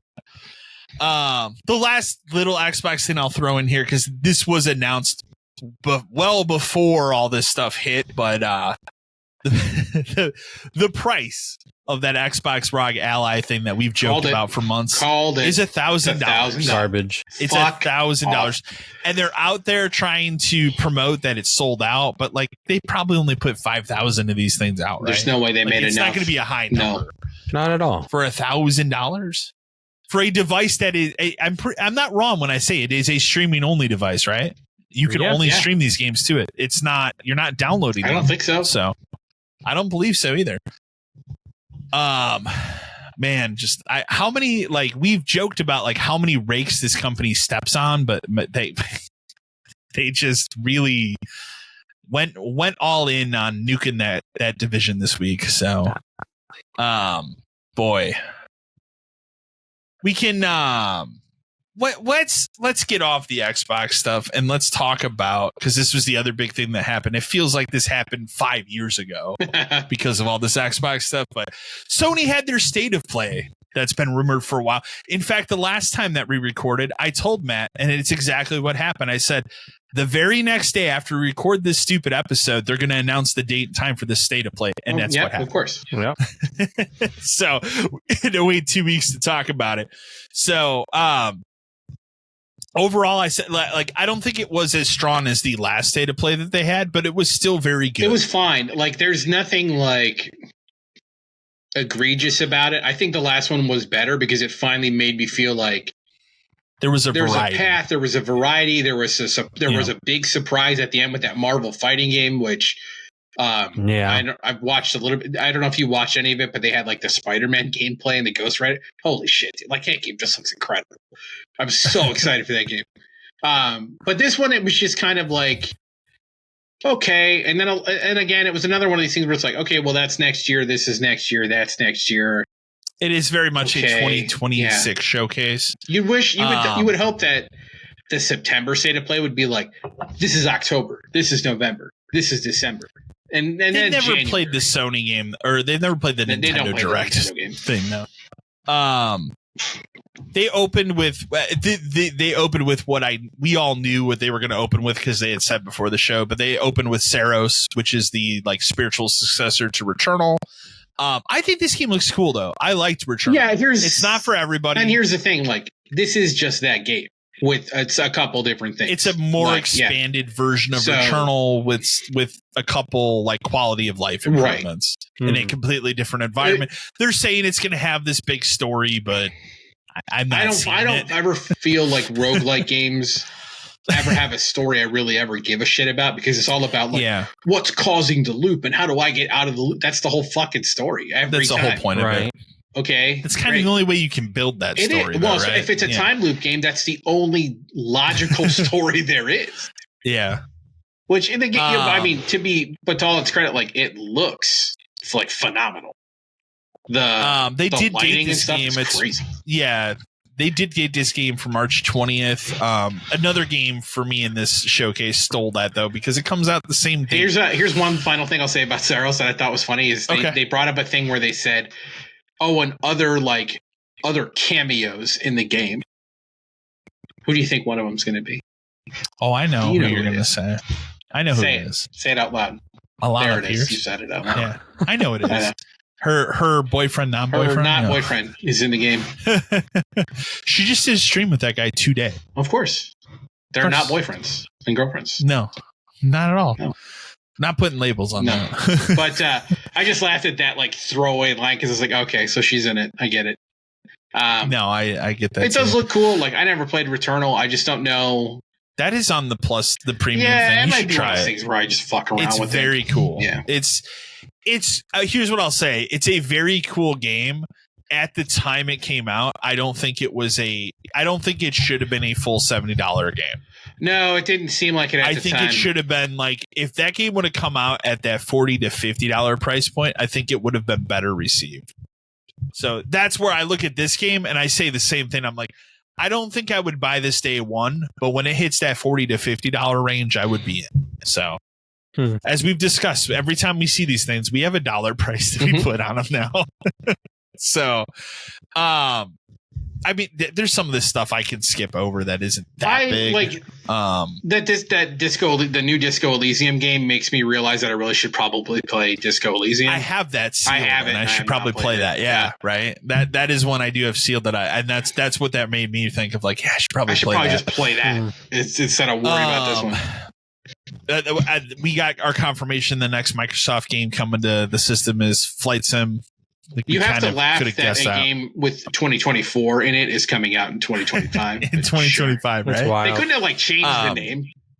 Microsoft Flight Sim, like they've done that before with some of those other games. Shit. Like they could have done anything. It just seemed really dumb. We're updating it to the 2025 edition. Yeah, it's weird. They showed some more like of the Battlefield 6 stuff. We played that beta. It's fine, but I'm not interested in it. I'm just so over multiplayer shooting. Yeah, at this point. I would like to play the story, but not anymore. This Deus Ex remaster. It looks like Have shit. you seen the like? It looks bad, doesn't it? Like just and like a as really who's weird thing to do. PS2 games on PS5, like that Summoner game and stuff. I don't mind it because it looks like a PS2 game, but them trying to update this, it looks bad. It's not updated. It looks like somebody is They typed the code into upscaling ChatGPT. A GameCube game. Yeah, they literally. It's like they uploaded the code into ChatGPT and typed the prompt that said "make look better, please," and then this is what got spit out. It looks really. It just looks odd. It does look awkward. Yeah. The faces look wrong. This was the weirdest thing at this showcase to me for whatever reason. They showed the Halloween game. And they gave it a fucking date of next September, a year from now. like actual September Also, 8th, hey, 2026. Here's a thought. Why doesn't that game come out on Halloween? Very what odd. the fuck is wrong with or people? at least I hate that shit. In October. Right. I could make the argument mid-October. This goes for all media. TV shows, movies, books, whatever you want to fucking say. Yeah. When your thing should clearly come out on a specific date or a specific time. Holiday. And in 2025, none of that shit means anything really, like when something comes out. Why the fuck don't you do that? It doesn't make any sense. I never understand that shit. One of the other ones I can remember that always pissed me off is they never somehow got like a Bond movie out in 2007. Like you fucking had your chance to make. I never thought of that. Make the movie poster. The movie poster's made for you. It's ready to go. Right? Yeah. The marketing crazy. is holy shit. The 007 comes up and then a 2 fills in. Bam, done. That's crazy. They just missed it. I think they missed it with Quantum of Solace. I think was the one that missed it. But it's like you couldn't have figured that out somehow. Anything. Halloween, like it looked like it's another one of these games identical to Friday the 13th. My problem with it is the big thing that they're touting here is like, well, it's a single player. As a single player game, you play as Michael Myers, and like it just looks like the multiplayer with bad AI. With bad AI, it doesn't. I don't know. It's one of those like on a heavily discounted sale. I'll maybe check it out. There is years ago. I will say this, and I don't know if you've ever seen this. Years ago, going back almost 15 years, somebody made like a perfect fan Halloween game, and it was a PS1 looking Halloween game that played like a Resident Evil game, where you were playing as a generic babysitter in a house, and it was all Resident Evil. Camera style angles, all that stuff, running away from a Michael Myers that is chasing you. That's like every time I think of when they do something like that, I think of that was a better way to do that than this looks. So I don't know. At least we're finally you would think that this would be all for me, but at least we're finally almost out of properties for them to pull this shit with. We got Nightmare on Elm Street left. That'll be in 2027. I don't know, because again, a lot of that stuff is already in Dead by Daylight. Doesn't matter. So they would have to. Doesn't matter. None of that shit matters. How about we gotta probably get a Scream game. I will say this. What else we got? At least the Hellraiser game is its own unique thing. Yeah. And it's not one of these. Not this. Yeah.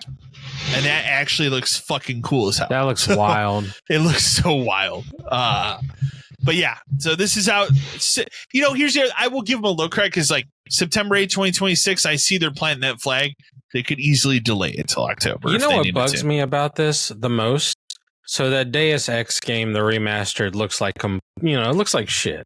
Right? It looks like shit. We can agree. It looks like shit. Yeah. How come Dynasty Warriors 3, the complete edition remaster, looks 10 times better than that one? They remade that game. That's not a remaster. Like, they fucking made that game. That's like when they called that Dead Rising thing that came out last year a remaster. No, that's like, a this remake. is a fucking remake. Because it's just like, my thing about it is if you're going to remaster or remake, it don't matter what you say or what you do. Why? Yeah. It should look way better than what it did back Dynasty Warriors 3 is like a very early PS2 game, like early to mid PS2 game. There's no way it would look like that if they had redone the whole fucking game. Which, I mean, to be fair, I'm excited for it. I'd like to play it, but the Deus Ex one is just one of those. It's a PS2 on PS5 game. That's all it is. Neo 3 is coming out in February. Nah. I don't think we need to spend much time on that one. The Dynasty Warriors 3 thing, like you just mentioned, that's out also out March 19th, 2026. March 19th, a big release day. Code Vein 2 is wild to me that game got announced. I don't think the first one sold very well. It's a game that I tried and I thought it was okay, but that's out January 30th. They had a trailer for Final Fantasy Tactics here, but it's just a launch trailer, and that game's out now. It was unnecessary. Let It Die Inferno. Like, what a weird thing. It's another game that's like, why? Right? Just really, really bizarre. That's out in December. It's free to play. Or no, I think it wasn't. I think I read it is not free to play. That's weird. You actually have to pay for it. The last one was. The reason I played it. I thought it but was they had that fine. Character. What is the name of that character? The skeleton guy. I don't fucking know. They did this shitty thing in the direct where they doctor something. They had this shitty thing in the direct where they had a guy come out like wearing his mask or something. Yeah, I don't know. There was this 2D side-scrolling game called Chronoscript, The Endless End. I don't have much to say. It's okay. The banger for me at this thing, the absolute banger, the thing that I'm the most excited about, I've been watching this game for a while, is Crimson Desert. Oh, yeah. Which got a release date of March 19th. That game looks fucking insane. Really good. It looks really good. And that's why I looked at that. I'm like, all right, that is the game that I want to get on that date. Like, that game looks fantastic. It could fall flat on its face. It could have a lot of problems with it, but that game really looks like something. Sony's putting out some desktop speakers. You saw this, right? What a weird thing. Whatever. What a weird thing. For a company that like is as little as a few years ago didn't give a shit about PC gaming and still hates it and locks stuff behind walls and all kinds of shit. Like, we'll make some speakers though. Really weird. We'll make speakers. The PlayStation Plus like regular tier is getting Alan Wake. That's cool. Or Alan Wake 2, I should say, which is cool. So maybe you finally play Alan Wake 2, Dan. I own it. You own it. I mean, now it's easier to play. I think that's the complete version, but it's an easier thing to play. And then I think this was not added to the regular tier, but the Last of Us 2 remaster that came out. So it's weird because it's on the premium thing. I was looking at that today. Okay, it's 2 and 2 remastered are both on there. Sure, I'll play both. They did a thing for Gran Turismo 7 was getting a big update. The Spec 3 update coming in December, announcing that the God of War 20th anniversary is just a limited edition DualSense controller. Hey, it's got a red stripe on it though. Woohoo. But hey, it's okay because they ended with a game that everybody's been wanting to see forever, which is Insomniac's Wolverine game. I'm not gonna say anything. I want you to speak first on it, Dan, because you and I really haven't talked about it. I think it looks cool as hell. Like, it's thank God it's what a Wolverine game should be. Yes. There's a world, I don't think it was likely, but there's a world where it's not M-rated, right? There is a world where it could have been too similar to Spider-Man. Right, and it does look like that at some points, especially like the fighting and stuff is going to be similar kind of things. But in terms of like how the game works, like obviously like he can't swing around, he can't jump as high, he can't do certain things Spider-Man can do, but the violence and stuff, I like how they try to tone it down a little bit by there's a lot of like robots, so I get it. But like they put the claws through that dude's face and they fucking showed it in this thing. And I think it looks good. I mean, we're a year away, so I think the thing that excited me the most about it was that they just, and this is how it should be, they just went out and picked an actor to play. Loved the 4-minute thing after where they're like, look, okay, we really thought about it. This guy is just going to be Wolverine. And that guy, he sounds good. The guy sounds good. He looks good. Obviously, they have to shrink him down to be Wolverine in the game, but because I don't think a lot of people know Wolverine's only like 5'3" or something. Like he's supposed to be incredibly small. But it was really cool. Like seeing them talk. Like I think it went on a little bit too long, as all of these things do. A little. Like last time when the fighting thing went on for far too long. That could have just been like, hey, if you want to know some more, see some behind the scenes stuff, check out this video after the show, is what it should have been. Yeah, that would have been good. I also think it's ridiculous that thing was like 5-6 minutes and they set up a bar to look exactly like it. And like we're putting too much effort into talking about who's playing Wolverine. I agree with that. Now that I've seen it, it looks good. It looks, obviously there's a lot more that they're going to show. They said they're showing more in the spring before the release. I will say that the realization came over me at the end when they said like, oh, it's a year away. And I said, oh, fuck, dude, Spider-Man 3 is not till like 28. Fuck. Well, they also got that Venom thing. Fuck. Spider-Man 3 is not until 29. Yeah. So probably going to be a little PS6 while. Launch title, Spider-Man 3. My only real gripe as they show, and again, a lot of things were shown in the trailer very fast, but like Mystique doesn't look great. She doesn't look great, like visually, but historically, or like her face. Historically, they're not great. Historically, they don't do a good job. Like you can point to MJ. MJ's egregious. Same problem. Yeah. Now, and it's funny too because like Black Cat exists in those games and she looks fine. So I don't. I don't know where like the disconnect is between why some of these characters just look bad. Because again, you could say that like, oh, they're modeling them after the characters. Except I've seen the girl who plays MJ and she doesn't look like her. No, so not at all. That's not an argument. I'm just glad that it finally happened because now it's a case of like, okay, here it is. You guys have seen it. Now we can shut up about it for a while. We're telling you more about it in 6 months. Move on. And people will leave it be. Right. So I hope so. And it's nice that now we have at least a little bit of an idea of what is coming next for Sony. Mm-hmm. So like I said, overall it was a decent state of play. It wasn't as good as the previous one that we had, but yeah, like I didn't walk away from it angry like some of them have in the past. Right, some of them have been where like that was a waste especially of time. This bad. Didn't feel this like one it. is fine. I'll just mention this in here really brief because I should have put it with the Xbox stuff. I forgot, but that Perfect Dark game sure seems like it was going to be episodic. Which that could probably be part of the reason why it got canceled. Man, I mean, that whole thing seems like a mess. I read that whole thing and it just, again, it really, I think one of the comments I read about it too was, so you're telling me that in 7 years with multiple studios, the only thing they had to show was something that was scripted to play exactly perfect for this show. Yeah. And it might have only been part 1. No wonder this thing got fucking shit canned. Because exactly what a mess. And we talked about it earlier. I'm sad it's gone, but there's no way it could have been anywhere near what I wanted it to be. Yeah.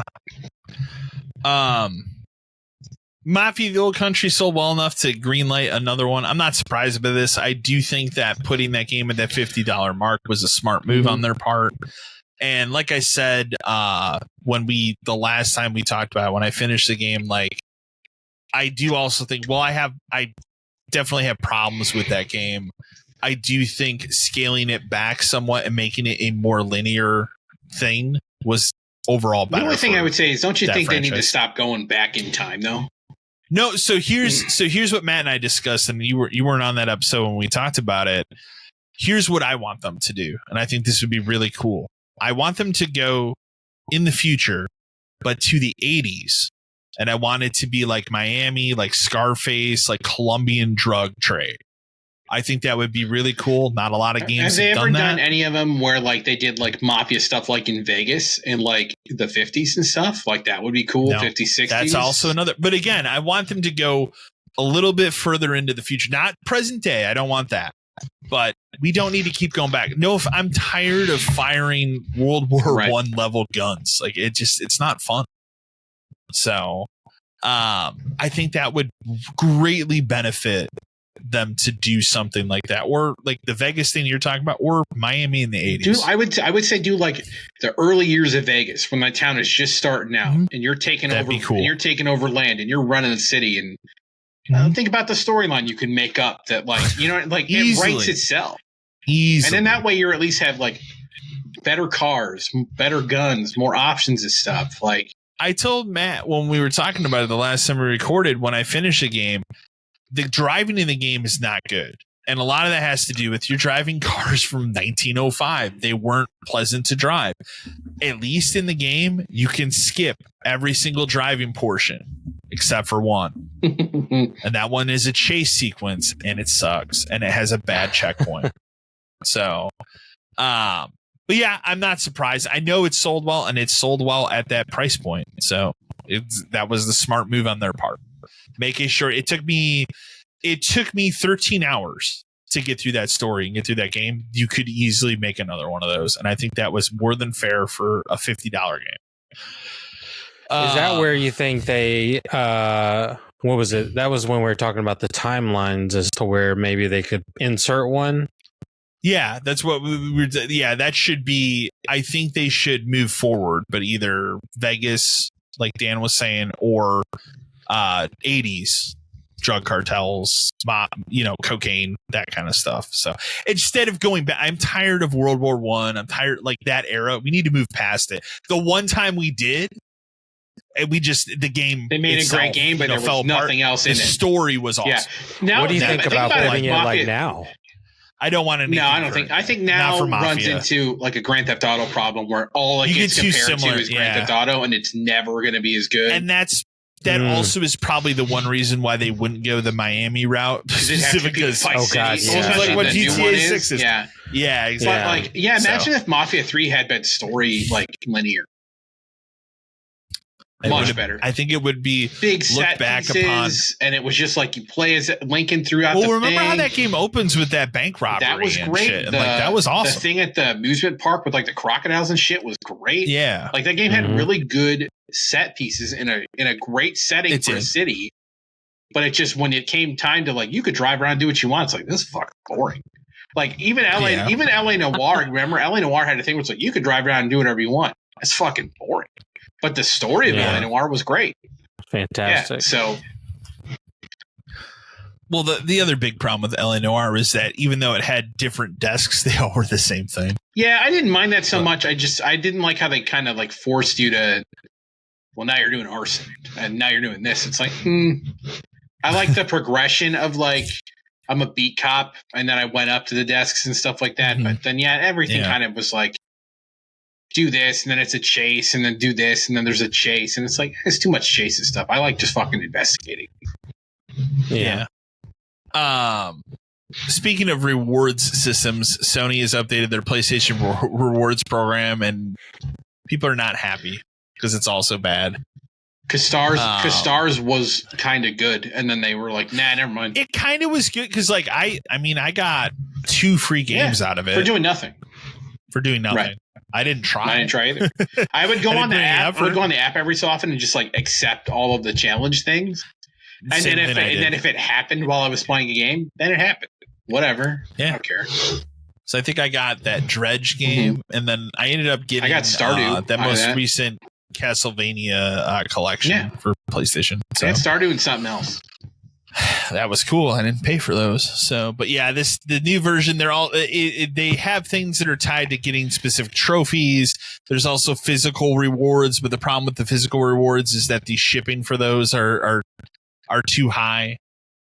It just sounds like a disaster, and I don't know. I would rather have them kept the PlayStation Stars thing, which again, it wasn't perfect, but it was a lot better than this. So. Not surprising. I put this in here for you, Dan. The Final Fantasy VII Remake Part 3 director tells fans not to worry about the Rebirth sales, insists the trilogy ender will be a proper high-quality send-off. I also saw that there is I wasn't in this article, it was in a different one this week, and it got buried because of the Xbox stuff. That they do have a full, like, from beginning to end playable. I saw that too. Game. Like, basically, the game's ready to go. I think that game will be 2027. Yeah, I think so too. I think it'd be like February, March to July of that year. I think so. But is there anyone who seriously thinks like this game is in danger of like not being released or finished the way they want or whatever because of sales? The only thing that would ever possibly be a danger, and I don't think it's going to happen now, is I'm sure when they set out and did the first one before, remember when they announced it and then it was like we announced it, oh shit, now we have to figure out what it actually is, and they took 5 fucking years to do that. But I think after putting out the first part, they were locked in to the second one. They were locked into it. And now, I think any ideas, they probably had ideas for like, oh, when this is done, we'll remake 10 or something like that. My thought is when those are probably the first one came out and it did so well, they realized we can really blow the second one out. And they did. And they made it fucking huge. And like, there's a lot of people that like to fucking hate on it because like, I can't believe they changed my favorite game. It's a different fucking game. Like, grow up. But yeah, but after this one came out, it really didn't matter. Like, they have to make 3. They're not going to cut it back. No, because of weak sales of no way. Especially now that they're released. If it was really that weak, would they bother making an Xbox or a Switch port? Would they bother making this new one? Would they have made intermission for like DLC for the other one? Would they bother to go back and add those like the quality of life things to it? Would they be redoing this stuff? Would they be making this and like planning? You know, like they're gonna release it as a box set at some point. Like, no. Yeah, they will. This is Final Fantasy VII. It sells on name alone. They sell mobile games based on the name alone. They remade fucking Crisis Core because they remade this game. A game that, like, thank God they remade, but I was shocked that they did. Like, I was shocked that they did it too, to be fair. It was never going to be. And the other thing, too, is like, it's its own team. It's these own people that do this. They don't need to take time off from other things to do whatever. Like, it's not like they took time off to do the tactics port. That wasn't them. Like, this is the only thing they're doing. I guarantee if there is a 17, it's in early dev stage of like, what do we do about the crystals this time? That's how far they are on 17. Like, my hope would be that the 7, like, they're going to close it out. It's going to end differently because it has to now after the end of Rebirth. And then we take a break, and I would like everybody's like 9. I love 9. Yes, I get it. I would prefer 10. I think 10 remade could be a lot better. I think that would be cool, but I do think that the next thing is probably whatever 17 is. I don't think they jump right into a remake. No, I don't think they go to another remake either. I think 17 is probably the focus. And what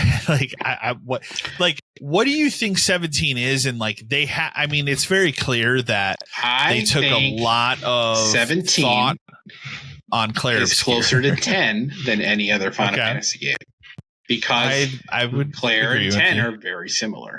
And I think they realized after this, because thankfully 17 is early enough in development, wherever it is, I think they realized after this Claire thing came out, they went, oh shit, people will play those games.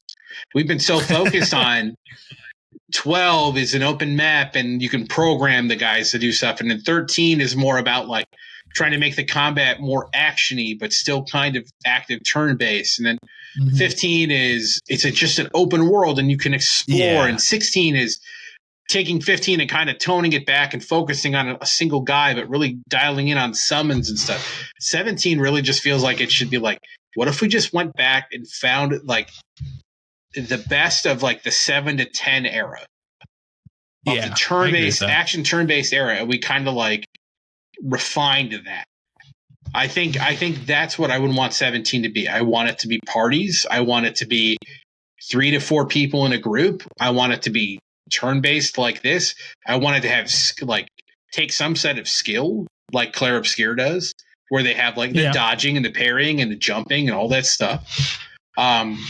I think there's a lot they could, like, for lack of a better word, like steal from that and from their past games and kind of figure this out. But I agree with them. I don't know. It's so fucking far away. In between, we'll probably get something else. Like, there will be another spinoff of some kind, and I think so. What else could we remaster? We did Tactics. Can I get a Tactics Advance? Maybe. Tactics Advance is very good. I can see it. Yeah, I don't know. Final Fantasy is in a really weird place now that another company beat them at their own game. Like, just fucking crush. As someone who likes 16 and likes 15 once it was all released, Claire Obscure is a better game than either one of those, for sure. I don't think those two are close. No. And we're at a point now where 14 is so chugging along so much. There's no need for them to ever make another online one. Not when we're at what? Too many we're people. Over 20 years on World of Warcraft. Like, you could do the same thing with Final Fantasy. There's just too many people playing 14 because remember, if you make, let's say we get to 18, and they're like 18 is going to be the next online one. Then you eat your own subscriber base.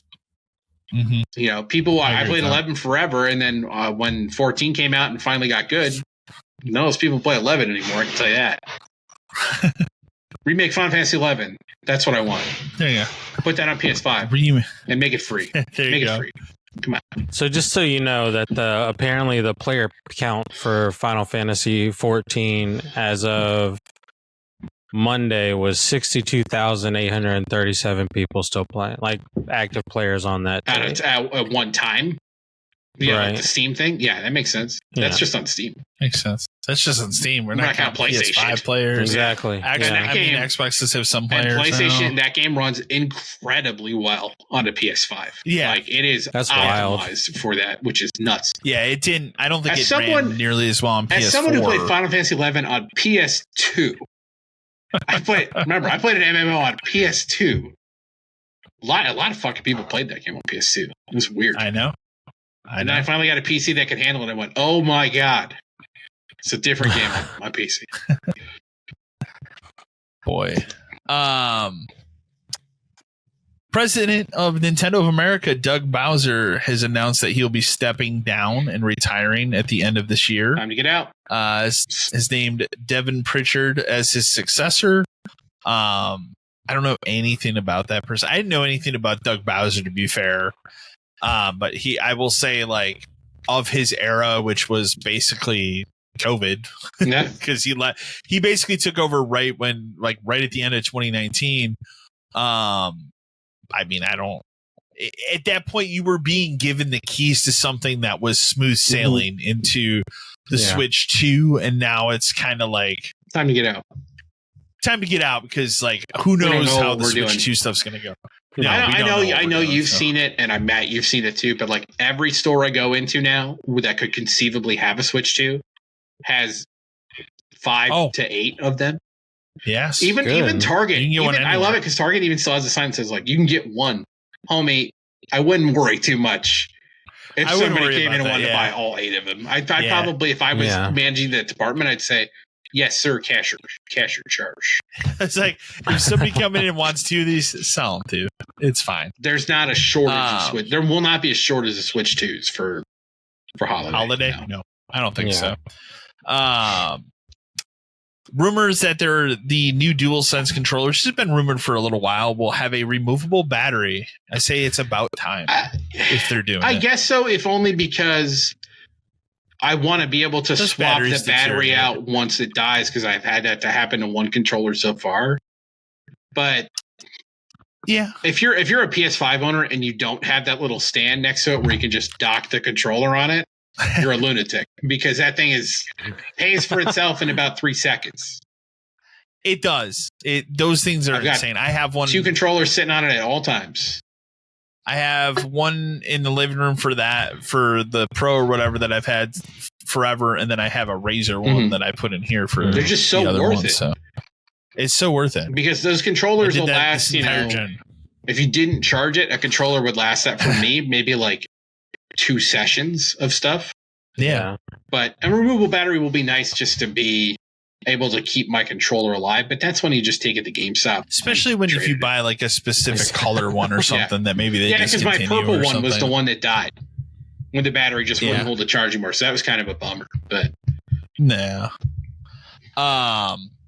Rock Band 4 is finally being delisted after 10 years. Why? Licensing. I know. And a majority, not all of its music, but a majority of it will also be delisted. It's a bummer. I mean, it was inevitably going to happen. That's the fate of all of those music games.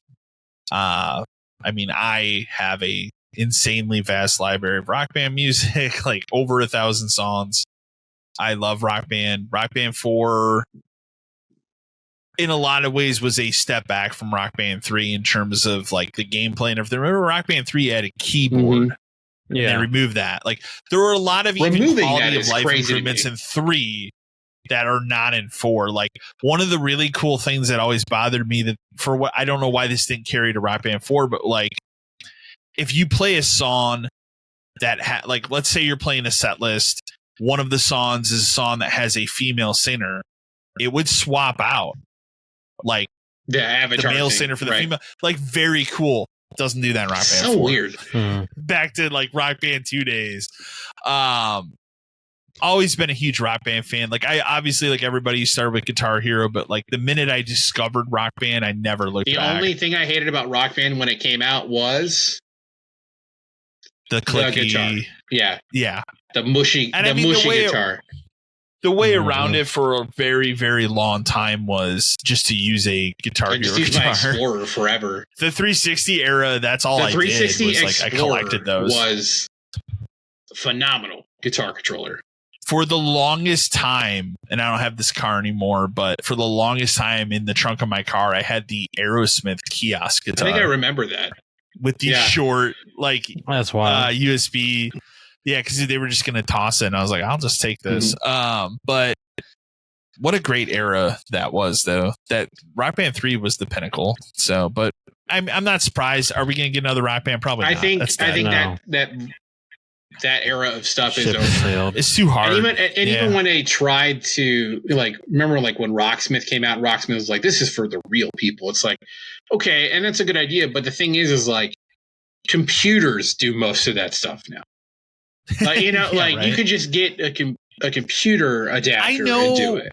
I think there still are people that will stream that Rocksmith game, and you can just do all that stuff there and put in whatever fucking songs you want. People will make custom charts. Like, that's kind of what people do now. I just think we're at a point now in time where music licensing is even crazier. So to try to get any of this Rock Band, like a Rock Band 5 off the ground, the amount of money it would take versus how much money you'd get back is almost nothing. Well, you also have like a lot of the prominent like bands and artists that have been around forever that are going through this thing now where they're selling off their entire catalog.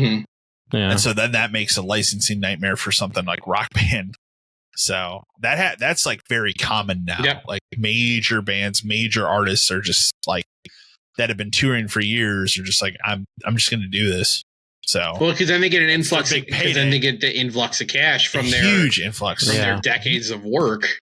But they still get to perform their songs, like, you know, like it's it doesn't give them up from that, but like they just don't control anything after that. Yeah, we all know that like artists only get paid what was like 1/100 of a cent for a stream on like Spotify or Apple Music's. Like artists do not make any money. No, Spotify and that stuff, that's all for exposure. It's all to get unless you're a Taylor Swift or the Beatles. But that's all to get people to buy your merch and buy your record, go to your concert, buy a record, go to the concert. That's exactly, it is. So. It's fine. It's probably what it's helped. I'm sure it's helped a lot of like smaller people get. I've found people I never would have found before because of Spotify. And then, you know what I mean? And then you listen to them more, and then maybe I'll buy an album or something from them. Well, and the thing for me now is because I've had Spotify pretty much since the beginning, that algorithm is so fine-tuned to what I knows like. Stuff I will like that just comes out. That like something will pop up. I'm like, oh, this new is song by this person. Is exactly what I want to hear. Yeah, exactly. It is like so fine-tuned and perfect for me now.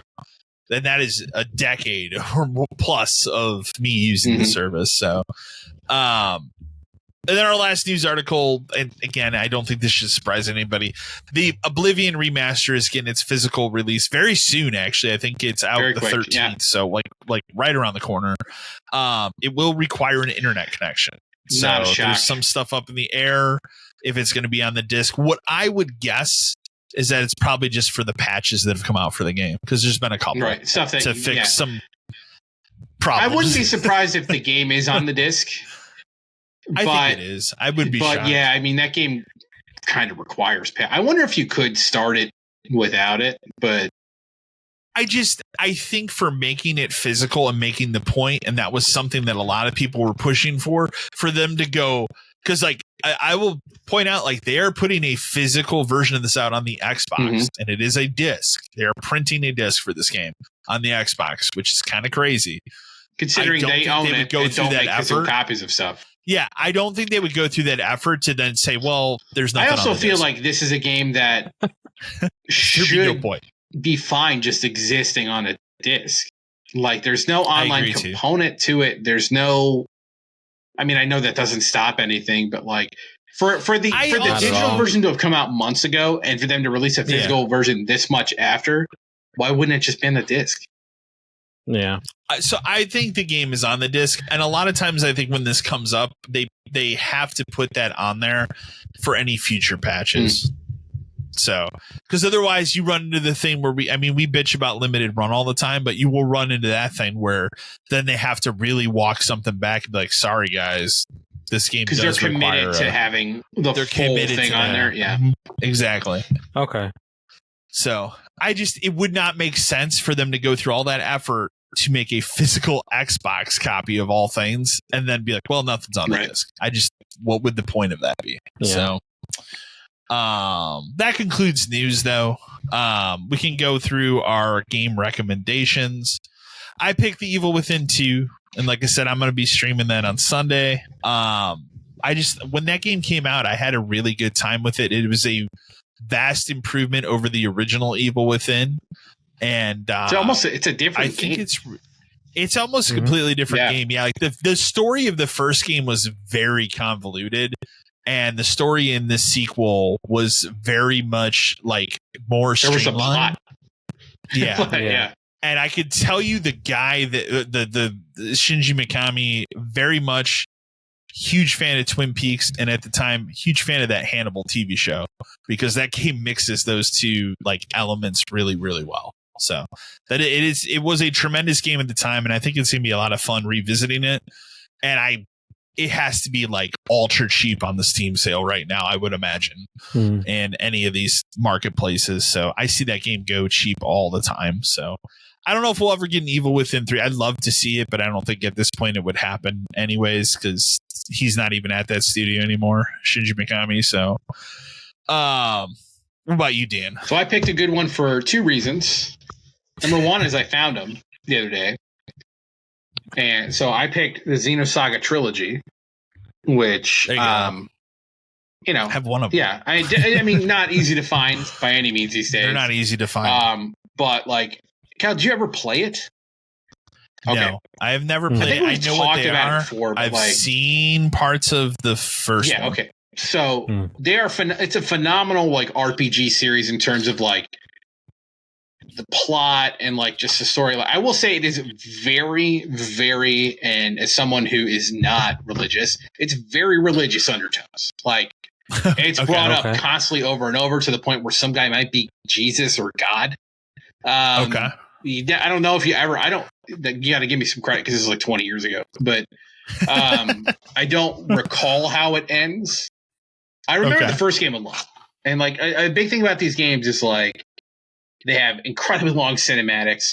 It's all fully voice acted. Well, like for the time, this was 2000. Fuck was this? Was that GameStop? Like maybe I was at GameStop, so like 4 or 5, something like that. But for the time was crazy. Like it's and then they made 2 sequels. Originally I think this game was actually supposed to be 6 games, but it got condensed down. The strange thing about this franchise is these 3 games play different than each other. They have different battle systems. This is almost like Final Fantasy 13 Part 1 through 3. Like each one was a little bit different. The problem with it though is like 1 is a phenomenal game. If you only ever played this game, great game. 2 makes a lot of weird choices. It changes how the main character looks. Changes how all the characters look.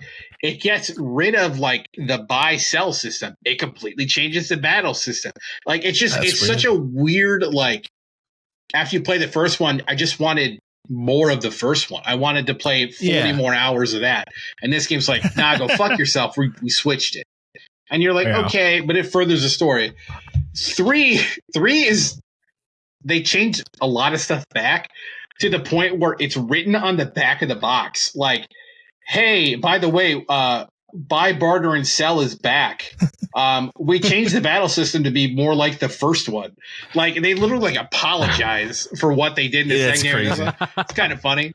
But it's a very cool like not a tactical RPG, but like you really have to kind of think during the battle, and like exploring is cool. There's incentive to go back to old areas.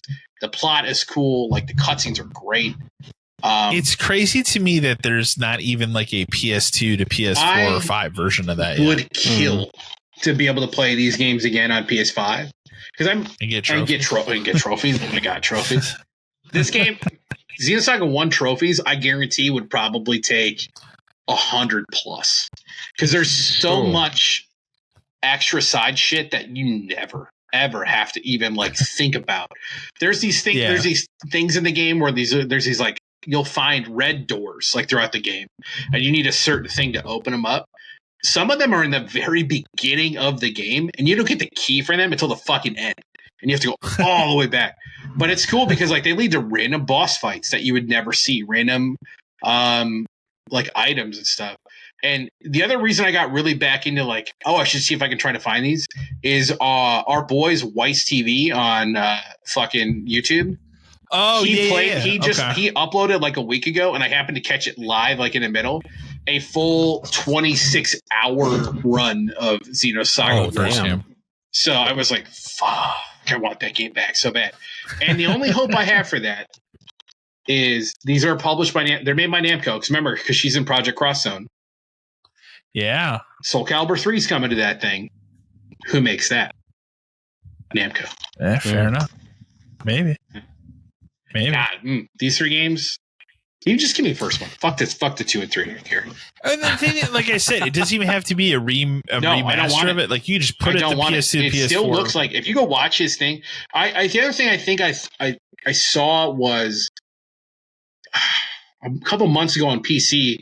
On PC, you can get this thing to run at 4K, which is disgusting to even think about. But like, I think his run on the thing is like 4K. This PC, and interesting. I mean, if you should just boot it up and look at it because like it looks incredible for a 20-year-old game. But God, put this on PS2 to PS5. Oh my God, I'm done.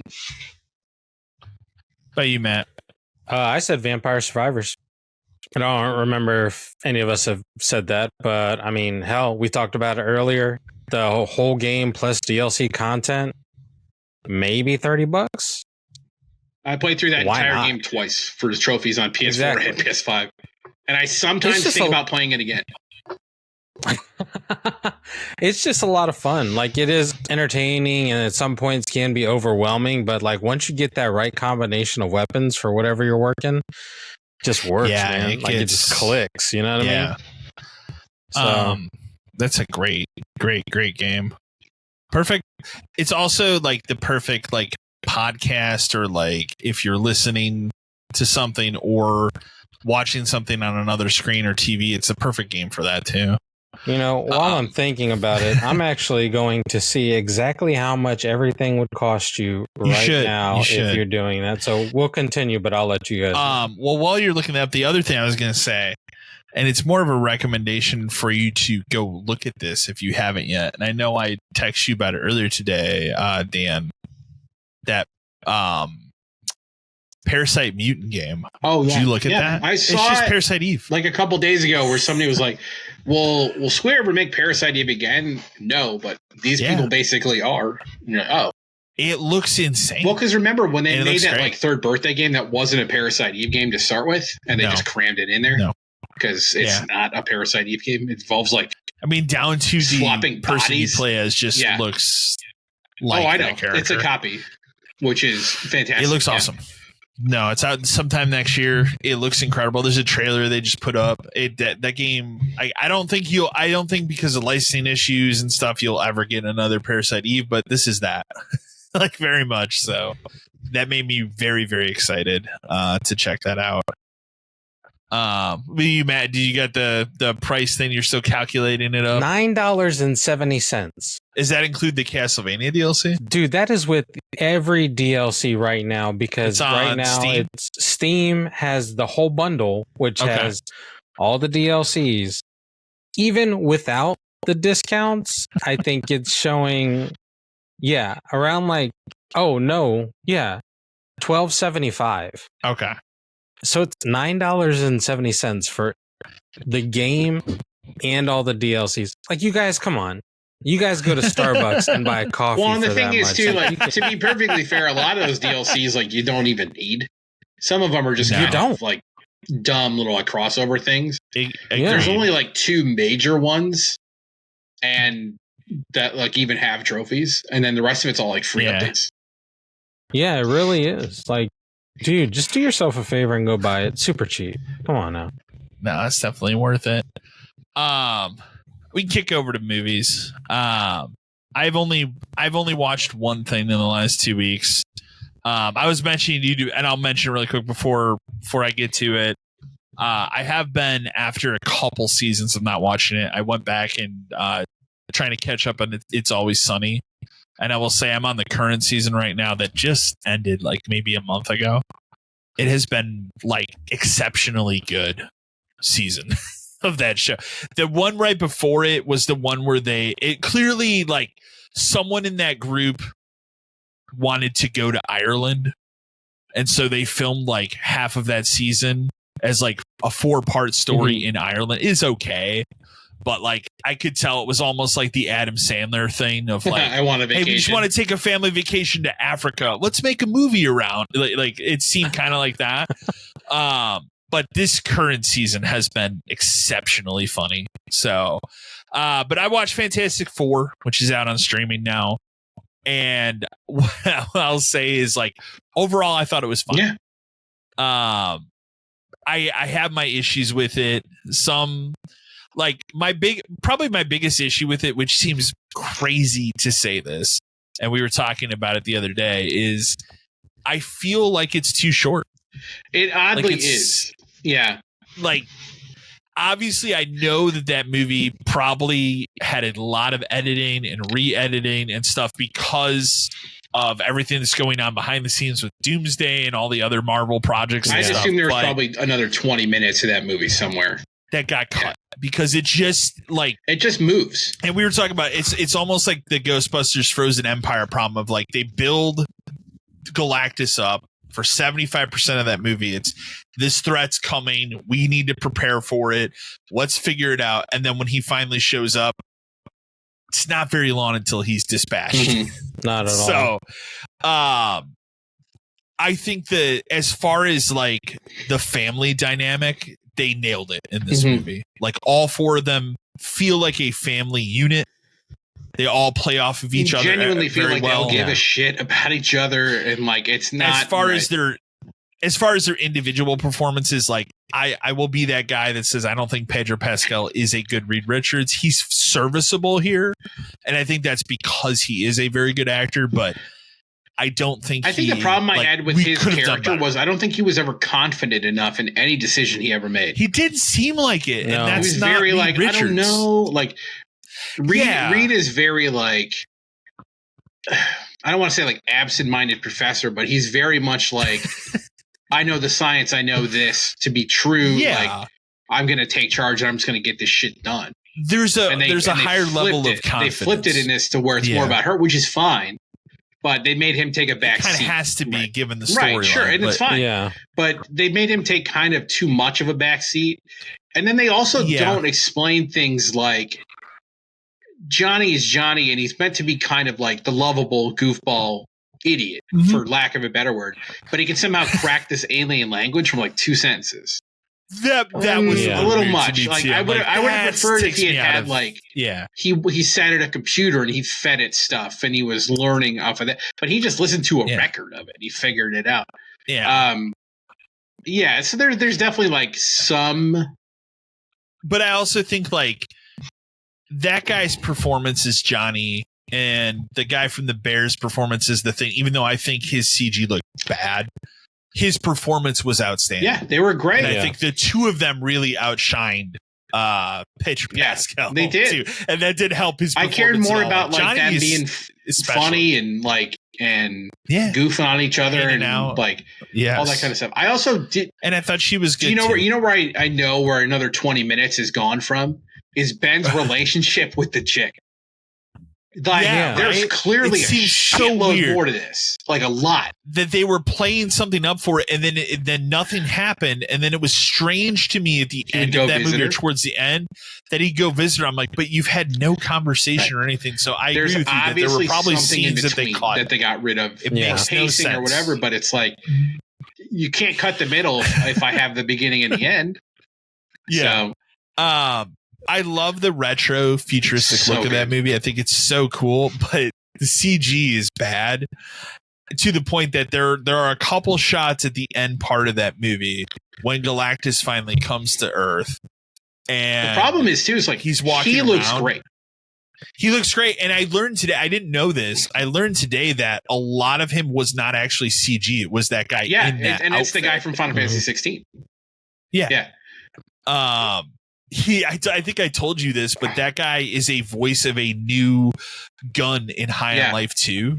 And it made me laugh really hard when I saw that. So, but there are a couple shots where he's walking through the city that are some of the worst. There's one where like in a while.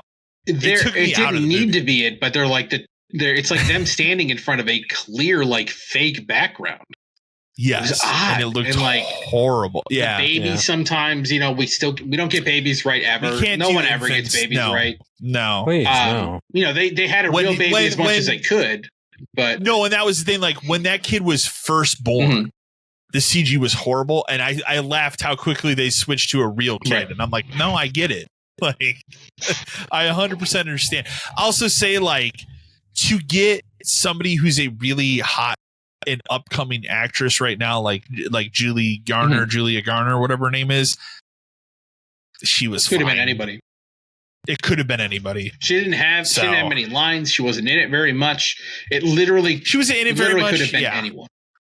And I will also say, I mean, this you can say this about literally any superhero movie because they never really defy your expectations in this regard, but very predictable ending. Of course. with what was going to happen. So, but like overall, it was fine. Like easily the best of the 3 Marvel movies that came out this year. Yeah, like I had nothing. I don't have any like qualms with it. It would be pretty easy to go back and watch like without problem. But I can't say that about the other 2 movies that came out this year from them, especially Captain America. I don't think I would ever watch Captain America again. I don't think I ever would either. I would watch Thunderbolts again. I know people keep shitting on it, but like Thunderbolts. I think a lot of people who shit on it or people who didn't even watch it, to be fair. Like it's a different kind of movie. That movie's not meant to be a superhero movie. It's not what it is. No, it's something else. But like Fantastic Four is easily like if you were flipping channels very and it watchable. Was on, sure, absolutely. Sure. Yeah. Or one day I just want to watch a superhero movie. I pick that one. Like it's crazy to me that there's nothing now until Spider-Man. That is for Marvel movies. Wild. Like a complete year. Yeah. Because it's July of next year. So and then Doomsday. So also though like at the same time, like probably a good thing. I need like, a break. They need to kind of like, take a break. What else are we gonna put in between? Like we've loaded everything up. We'll get season 2 of Daredevil Born Again in March, which I really look forward to. You need to finish. I gotta catch up. So we can talk about That's next after what I've been watching. I would argue that, and it's not a spoiler. You know that the Punisher's in that. I would argue that the scenes that he has in that, especially there's ones, and you'll know it when you see it. Specific scene with him and Daredevil, and the conversation that they have is the best thing I've seen Marvel do this entire since Endgame. Okay, like their scene of the way that they communicate what's going on, and I can't tell you what's going on because it's a major spoiler, but it is some of the best writing and acting I think Marvel's ever produced. So that show is incredible. So I really look forward to season 2, and they did confirm they're going to do a 3rd season of that too. So, which is cool. That wraps up for stuff that I've watched. I will say the next time we record, I will at least have been able to see Conjuring. And I think you and I were talking about today that the football game horror movie, him is going to be up. Yeah. I'm sure it sucks, but I want to see it. I want to see it. Same. What about you, Dan? The only like major thing I've watched and I'm completely caught up with, and there's one episode to go, is Peacemaker season 2. Like you are ready until what next week's episode? Next week's episode is the last one. I'm all caught up. Did you ever watch season 1? No. Okay, you need to. I know. It's very. I know what they've done. I know that they've retconned. It's still very good. Like they retconned a couple things in the first episode of this, but it's all stuff to fit it into this, and it's fine. That's fine. This show's incredible. Like I don't. It's so good, and the weirdest part about how good it is John Cena is very good, and it's to the point where he's strange, and like the last episode especially, because like there's only one left, and we're setting it up for. A big thing's going to happen in the last one. I can already kind of tell. But this last episode, like, and the one before it is like the one that the internet went crazy about. But like this last one, a lot of shit happens at the end of this last episode to the point where like it's a lot of really, really bad shit. And he has a moment where he just finally like fucking breaks. And like the whole season is about he doesn't know who he is or he doesn't belong and all this kind of stuff. Isn't it kind of a multiverse thing? Yeah, it is. I mean, that's a big part of it, but I wouldn't say that it's abused. I would say it's used in a good way. Used in a very interesting way to like tell the other side of his life. Like what could have been kind of a thing. Yeah. And at the end of this last episode, when it seems like things are about to go bad, they do this, it kind of flips to where it seems like it might be okay. But then something happens where everything goes to shit like immediately. And he just absolutely like fucking breaks. And this whole season's been about him riding this line of his life. And his emotion, like the way he plays it is so good that it's like, man, you kind of forget that like he's just John Cena. He's just like a dumb meathead guy. On his retirement, wrestling retirement. But the thing is like this line that it walks and like this multiverse and the reveal is, I'm not going to say it, but you know what it is. But the reveal, I know what it is. I've seen how it's handled and like things that are happening with like the other people and like it's all very serious stuff, but it's still funny. It's still played for laughs and it works. And like, and that's very hard to do. Like, this show especially and like Superman and everything and Guardians and stuff, it like James Gunn is very good at what he does. He wrote this entire season. Very good at how to write. He wrote the entire thing. 8 episodes of this shit. He wrote the whole thing. He wrote Superman, right? He wrote Superman, and then like somehow, like pretty quickly after Superman came out, he just banged out that script for the next one. Because he had it in his head.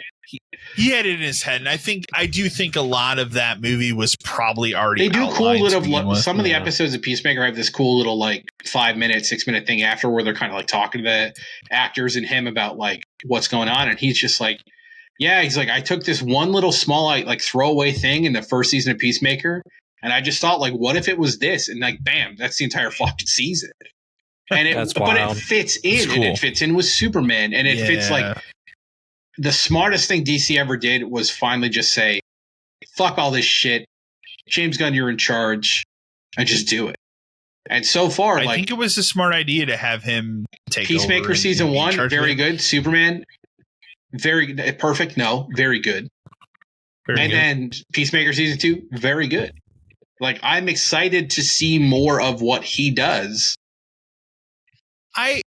I'm at the point now. I mean, now it has been confirmed after, people have been going back and forth. Like, what are they going to do about bringing Batman into this universe? Are they going to roll Pattinson in? Which thankfully they're not. I don't want them to do that, but it makes me excited for, even though I know he's not going to direct the Batman movie. And I don't know if he would be the right person to direct that, but it makes me excited because I think he knows, he seems like he has a good grasp on what he's doing with the DCU.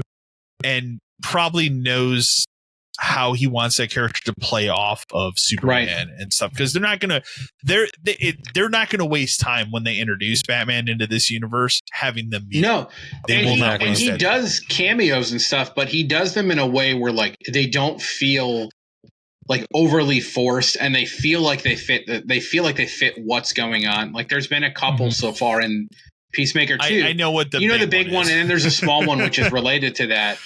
But they fit the context of what's happening. And like the other thing about Peacemaker season 2, which is really good, is like there isn't really a clear villain. Like there really isn't necessarily like something super bad that he's fighting against. It's more about like him and and his journey and stuff. And like they kind of set it up where you think this person is the villain, but they're really not. And maybe this person is, but they're really not. It's really the motivations of what I think is going to happen in the last episode. I think reveals the motivations of like what the villain has been doing the whole time, but it's not for like the wrong reasons. It's a lot of like this whole like season, for lack of a better like observation, is about like grief and law and like how multiple people are dealing with it, not just him. It's like there are different levels of it, and I think it makes it far more fucking interesting than just being like him running around shooting and killing everybody and I'm the peacemaker kind of thing. That's not understood. And like in the first season, to be fair, he didn't really do a lot of that because it was like he was forced into a corner because of like the aliens and all that kind of shit. But like this series has far more better undertones. And like it's fun that the multiverse gave them an excuse to like bring back Robert Patrick. Yeah. Who is phenomenal in this too, because he gets to play like a different version of who he was, and the person he was in season 1 was not great. But yeah, it does a lot of fun stuff. Like you should really watch. The only thing I'll say is you do have to watch season 1. And then there are other the Force cameos in episode 1, but they're good. Yes. But those ones fit because it's just more set of like that's meant to be like a joke that they're there, and it's cool to see like even like Maxwell Lord there because you got a little taste of him at the end of Superman on like the TV, and then now he's just here. And I also I think you should put out there because I kind of forgot about it just now. Like I think in the spring is supposed to be that Lantern show, which will also be part super of this. Interested in because like we're gonna get basically all 3 Lanterns, which is cool. And who they've picked to play the Lanterns are good choices. Yeah. So all of them. So, I will probably look at that very soon. I think I may go binge it tonight. It's so good. And the thing, the thing about this one, and it's kind of a bummer, the episodes are not very long. They're like 35 to 40 minutes. And it's only 8, and there's only 8 total. So there's only 7 so far, but it's a very good watch. Not bad. But you, Matt, you have a couple things here.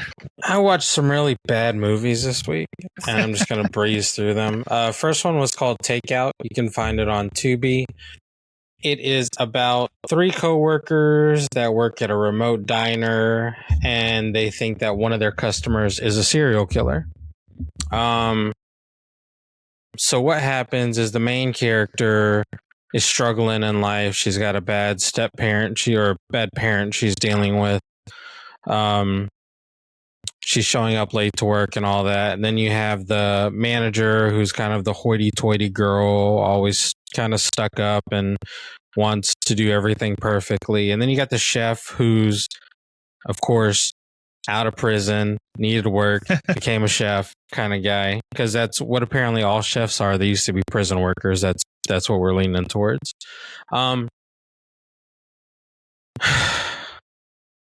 It's not that great. Like, don't spend your time to watch it. I will say the only good thing about this movie is essentially everybody that dies, they deserved it. And aside from that, that's nothing really it. Give it a 4 out of 10. It was not that great. Then I watched another thing off of Tubi called Invited. I think I've heard of that one. It was bad. It's about a mom who's in rehab for alcohol. Apparently she got into a bad car accident with her son. Her son became paralyzed in this accident. Her son now lives with his dad. She's in rehab. And they're on like a family Zoom call because their daughter is getting married. And so they're watching, their daughter essentially elope over family Zoom. And you have the mother, the father, and the son, the daughter's best friend, the screenshot of them getting married, and then like her grandparents. And essentially, as they're doing the ceremony, they find out that their daughter is essentially joining a cult. And so they're freaking out, of course, because, she's joining a cult. They didn't think that that's what it was. And now that it is in, their daughter is getting married in Russia and they're in the United States. So there's nothing they can do about it. Yeah, because it's all a Zoom call. It's all over Zoom call. So,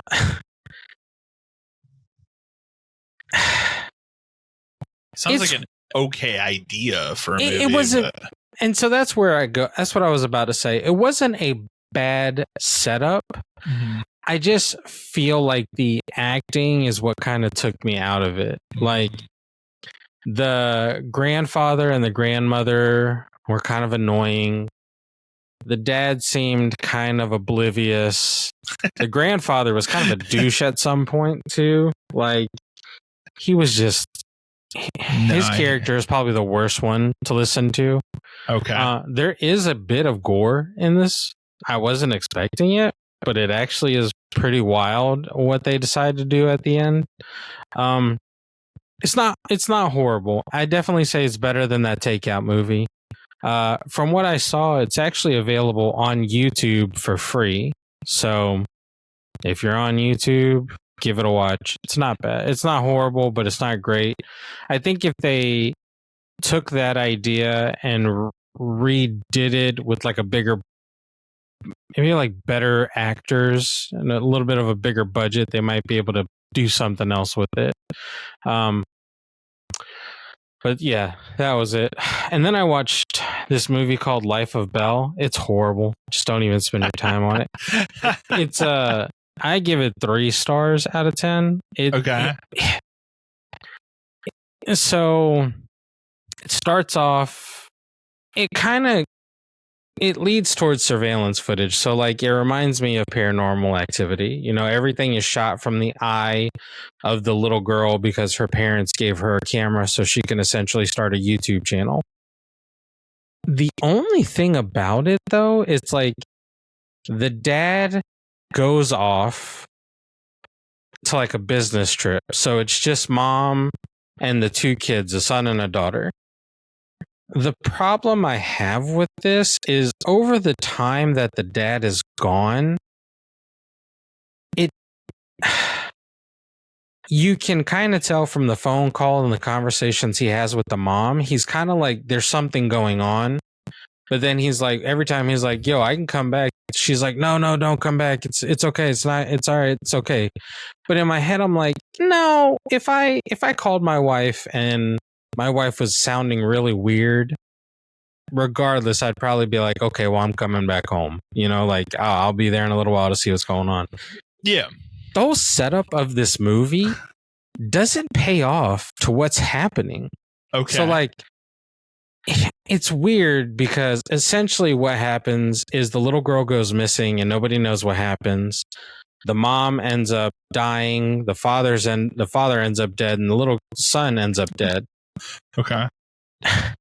The mom ends up killing the dad.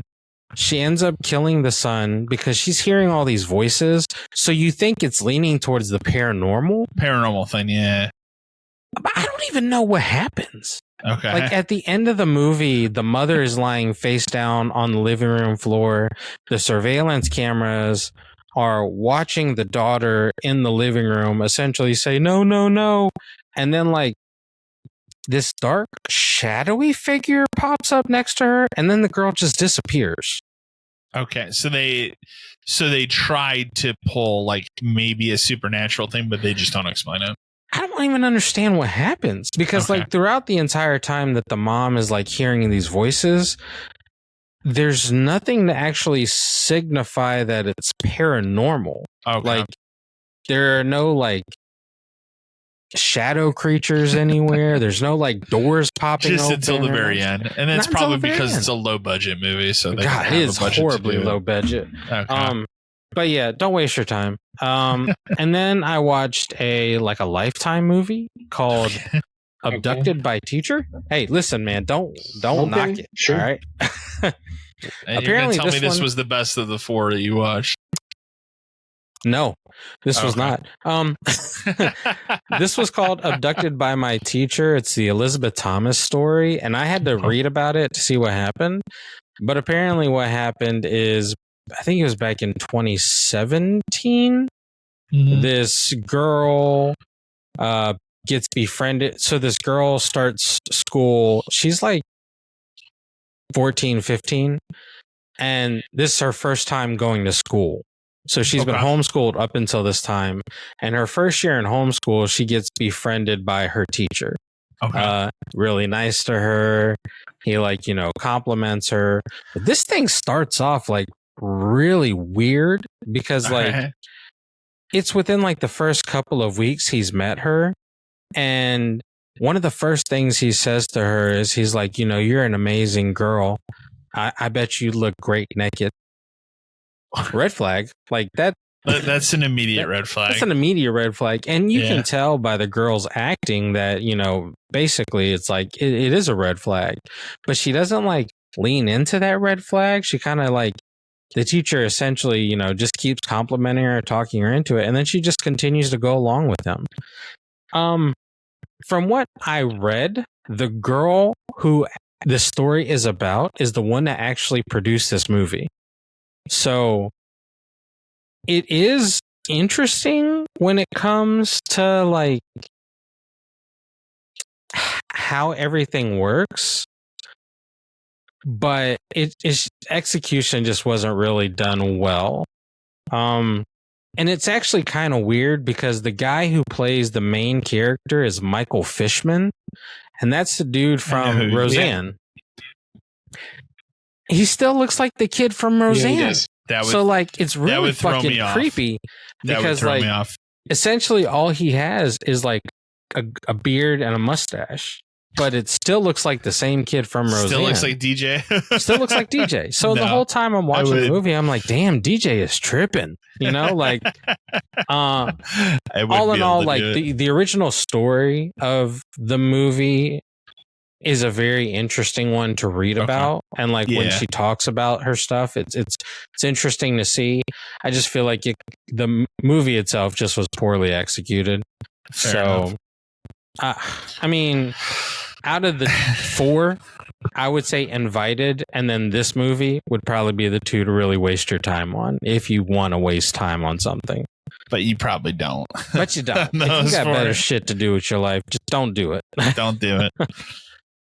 But that was all I did. We can kick over to what we have left of our emails here that aren't Game Pass. There aren't people yelling at. We call it that. Game Pass related. Look at you. I saved this one for you, Dan. This came in while you were out last week. This was a response back from Charlie from Redacted. Hi, 572 crew. Thanks again for reading my email last episode. You guys gave me the motivation I needed to get off my ass and get my act together. I've polished up my resume and I've been filling out applications like crazy. Nothing yet to report, but this was the kick I needed to get out of this hellhole.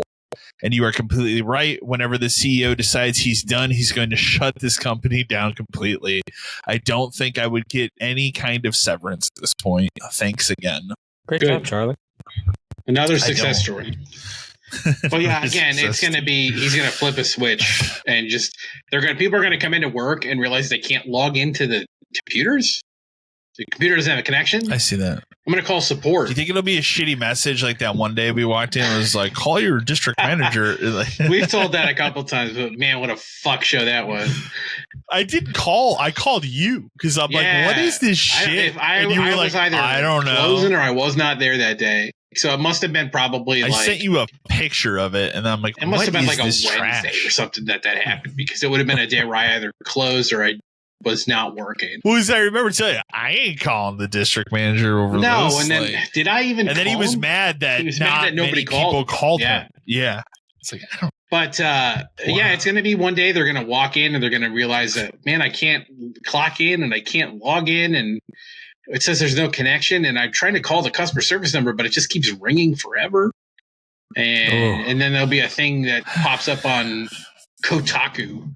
In between all of the ads they post all day now. Yeah, you saw that, right? You saw what Kotaku is on Facebook now.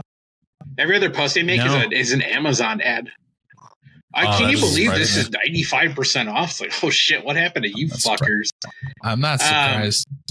But yeah, I really do feel like that is going to happen. And, how much longer is it going to take? I don't know. Stores close through the passing of the wind. Like, it doesn't really matter. They just close when they close. Or you can be like my friend and have a car driven through your second location. Damn. Man. They luckily were not able to get into the back room that time because by chance they had to change the locks or something. So they weren't able to like just cut them off and get through. Tried kicking it in. So they really got almost nothing. I remember when we were at our store and we had the brief 6 to 8 months where we had that LP guy who was pretty cool. He was just an idiot. Yeah. But I remember when he had to he would call me in the back to do hey, what do you think about this? It's like, that guy's stealing. How can you not see it? Yeah. Hey, but you know what? It was fun to hear about those stories. Yeah, it was cool to have access to that stuff. I used to look through his files. It was. He would leave his files on his desk and I just look at him. Oh yeah, absolutely. But I remember one of the first things he did when he came in was he had us change that back door to have two bars. A bar at the top and the bottom. Yeah.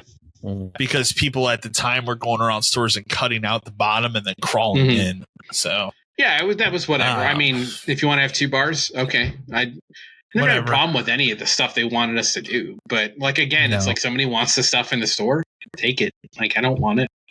Yeah. It's not mine. I don't care. It's not my stuff. Yeah. You want help? I would always joke with you. It's like, you want help? I'll be carried to your car. Maybe one of them drops on the ground behind you and, somebody else whatever. Right. My keys? Here's my keys, man. I don't care. Want the alarm code? Fine. Care. Got 9 minutes? Dang, you got 9 minutes? I'll open the safe. Give a shit. None of this is mine. I don't care. The absolute worst thing every time was if you missed that timer when you were closing or opening, and then you'd have to wait another 9 minutes. Or you get it, but the handle wouldn't turn, and then you'd hear the buzz, and be like, "Fuck me, dude." There was one time I missed it, probably 3 fucking times, and I think it was because the battery was going bad, and we finally had to change it. But yeah. But hey, we saved another one. That goes for anybody else who works at GameStop. Get the fuck out. Get out. Yes. Anything. It cannot be. I mean, things can be worse. It cannot be much. Things can be worse. It can be worse. Get out. Do yourself a favor. Please get out. Wait, I couldn't even tell you now what this next console generation is. So get out. Not even. Cassie from Fresno, California. Hey guys, love the podcast. Now that it's officially October. At the time of me writing this email, any spooky game recommendations for this Halloween season? It could be any type of spooky game, as it's my favorite type of game. Thanks. I mean, besides, I'll mention again, but Evil Within 2. I don't even think you need to play the first one. No, they're different games. No, not at all.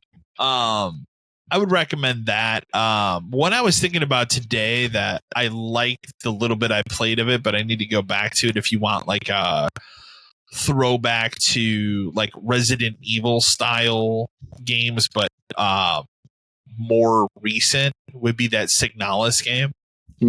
That's very cool. I need to go back to that game. I need to buy it because it was a Gamepass game where I played it, and I think it wasn't on Gamepass very long. I think they pulled it off pretty quick, but that's a very cool game. I mean, I would assume you've probably played the bigger things like Resident Evil, Silent Hill. Yeah, I was trying to think of stuff that was either older that you could emulate or stuff that maybe doesn't necessarily come up as spooky, but kind of is.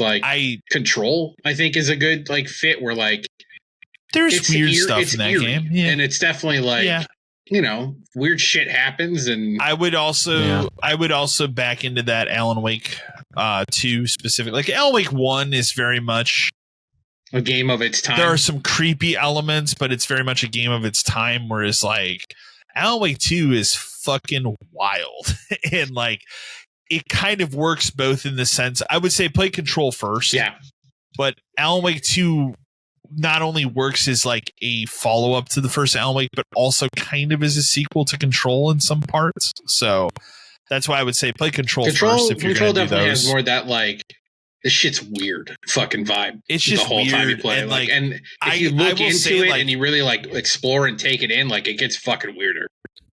I'll still say to this day that is the last game that I played where you obviously it's a game that has collectibles, but I enjoy collecting every single thing because I just wanted to read more about what's going on in this fucking game. Yeah, that game is incredible. So I'm very happy that that's the next thing they're doing is a proper I will Control note too that Control the Ultimate Edition is only $3.99 on Steam right now. That's a steal. They're supposed to be doing. I didn't put it in the news, but they're supposed to be patching something into that game on Monday. Ooh, I don't know. They have not said what secret it is. for Control 2. They do that kind of shit. They do that. Remedy does do that kind of shit in their games about other games. Yeah, absolutely. Absolutely. That and then, but old PS2 games I was thinking about, like I really like Clock Tower 3. That game is weird as fuck. It's expensive. But emulation is not. So and PS2 stuff is finally at a state where it's pretty easy to do and it runs fine. I would assume you can throw PS2 stuff in that RetroArch thing, right? Like I've seen plenty of PS2 emulated stuff. One buddy of mine does it on his Steam Deck all the time. And you got Little Nightmares. If I guess we've talked about it. I mean, it's not like a super big horror game, but there are jump moments in that game, and the fucking monsters that are in that can sometimes be kind of creepy too. So yeah, absolutely. There's a lot of stuff. Like I said, I'll avoid the bigger things because you probably if you're into spooky stuff, you probably played Resident Evils, like even the most recent ones, since that franchise has had kind of a real resurgence. And that's the one that I was looking at too, that I keep wanting to go back to, but I always stop. The Mortuary Assistant too. Oh yeah, watch a lot of people play that. Creepy. That nuts. Yeah. Yeah. No, that seems. If you ever wanted weird indie PS1 era games, those puppet combo games, I'm a real big fan of Murder House. Yeah, I think that game is tremendous for what it is. It's really weird. But that company has made a lot of those that are very weird, but my favorite will always be Murder House. So, and again, those are super cheap on Steam right now. So, Chris from Battle Creek, Michigan. Howdy, guys. I have to say, I agree with you what you said on the last episode regarding the Nintendo Direct. I thought that flat out sucked. I've been really regretting buying the Switch 2 at launch here, and I just have nothing to play on it now. I crushed out both Mario Kart World as well as Donkey Kong, and after this last Metroid Prime 4 trailer, it actually made me less interested in the game. Makes me laugh. And the game that you were trying to think of from the last episode was Recore. That's right. Remember we were talking about, and I was like, they showed this desert environment from Metroid Prime where she was riding the bike, and I'm like, it reminded me of that. I can see Recore. And I could not think of the name of that game, but I'm like, people that worked on Metroid Prime previously made Recore, so that makes sense. And Recore was almost like a ripoff of like a Mega Man game. Kind of. I remember weirdly enjoying it, liking it, but it wasn't great. It was just it was a weird one where it's like, this is a Microsoft exclusive game. Like, where the fuck did this come from? Yeah, it was. I remember liking it, but I didn't love it, but I liked it. And just to notate, Recore is on Get Steam. The fuck off of Steam. Edition. Jesus Christ! How much is Monopoly on Steam? Tell me how much Monopoly is. Sorry. That was an Xbox exclusive. It was designed by some of the developers that previously worked on the Prime series, but I agree that desert area just looks barren. Man, what a bummer that show was. Yeah, you weren't here when we talked about it, Dan. I watched it too. I was just kind of like, who cares? Like, this doesn't feel like Switch 2. It feels like we're just doing the same shit we did 2 years ago. Man, that Dragon Quest reimagined, Dragon Quest, that looks incredible. Yeah, but that's not an exclusive thing. Imagine if they had locked that down as a Switch 2 exclusive. Whoa. Then you might think about it a little bit. And then our final email comes to us from Gabe from Dayton, Ohio. Hey guys, I have to say I listened to your most recent episode and I 100% agree with the sentiment on Borderlands 4. Got a day one for PS5 myself and my friends were excited to play co-op, and it's just been an utter shit show for us every single time we play the game. It's a slap to the face for the idea of a game in which 4 of us are playing would have to quit out, relaunch the game, and reconnect just to have better performance. Man, fuck that noise. I'm sorry, man, but this is a Borderlands game that I think we're going to toss on the shelf and check back after several updates. But I'll never buy a Borderlands game again day one. Fool me once. Yeah, like that's that part of the game that I've seen them talk about, because Digital Foundry did a video specifically about that after Randy Pitchford suggested that. And it's later in the game. There's a desert part. I can imagine that because by that point you'll have had most of the map filled in, and I'm not sure how the game works on that level of how much stuff it loads. Like we're talking like, is this a PS3 Skyrim kind of issue? Because it seems like it. And yeah, I mean Borderlands. Yeah, I bought it because I've got friends to play it with, of course. But like, had I not, I don't think I would have. And well, the other thing too, that's the worst part of it, is like you can suggest that, but when it's a group of 4 fucking people that are playing the game, you all 4 have to quit and then reload somebody's, like that's awful. It sucks. That sucks. It's not a. And I wouldn't worry too much about there being another Borderlands. Like I think this might be the one where it's like we take a break for longer than you think. I told Matt this the last time that we recorded, but the weekend that Borderlands came out was the week of my birthday, and we went down to that one of the college towns. I know what you're talking about. Yeah. We went to. Yeah, you know what I'm talking about. But the thing that was weird to me, I went to a guitar store, I went to a comic book shop, and I went to like a not Warcraft, but a game store, Space Marine. Yeah, one of those types of stores. Every single one of these places I went in, there were people talking about Borderlands. Hey, are we going to play Borderlands tonight? Like, it's like people were. I think it's because people, in a way that I didn't. I think people remember Borderlands fondly until they play it. Yeah, and again, it's a college town, so like that's going to happen. There's going to be a lot of college kids that are going to play. But I was just surprised in every one of these instances when I walked into a store, I heard the same thing. Like, are we playing Borderlands 4 later? And I was like, okay, that's I guess. Wild. Yeah. Like, I guess I told him, I was like, apparently that's the word on the street. Like people were excited to play Borderlands 4.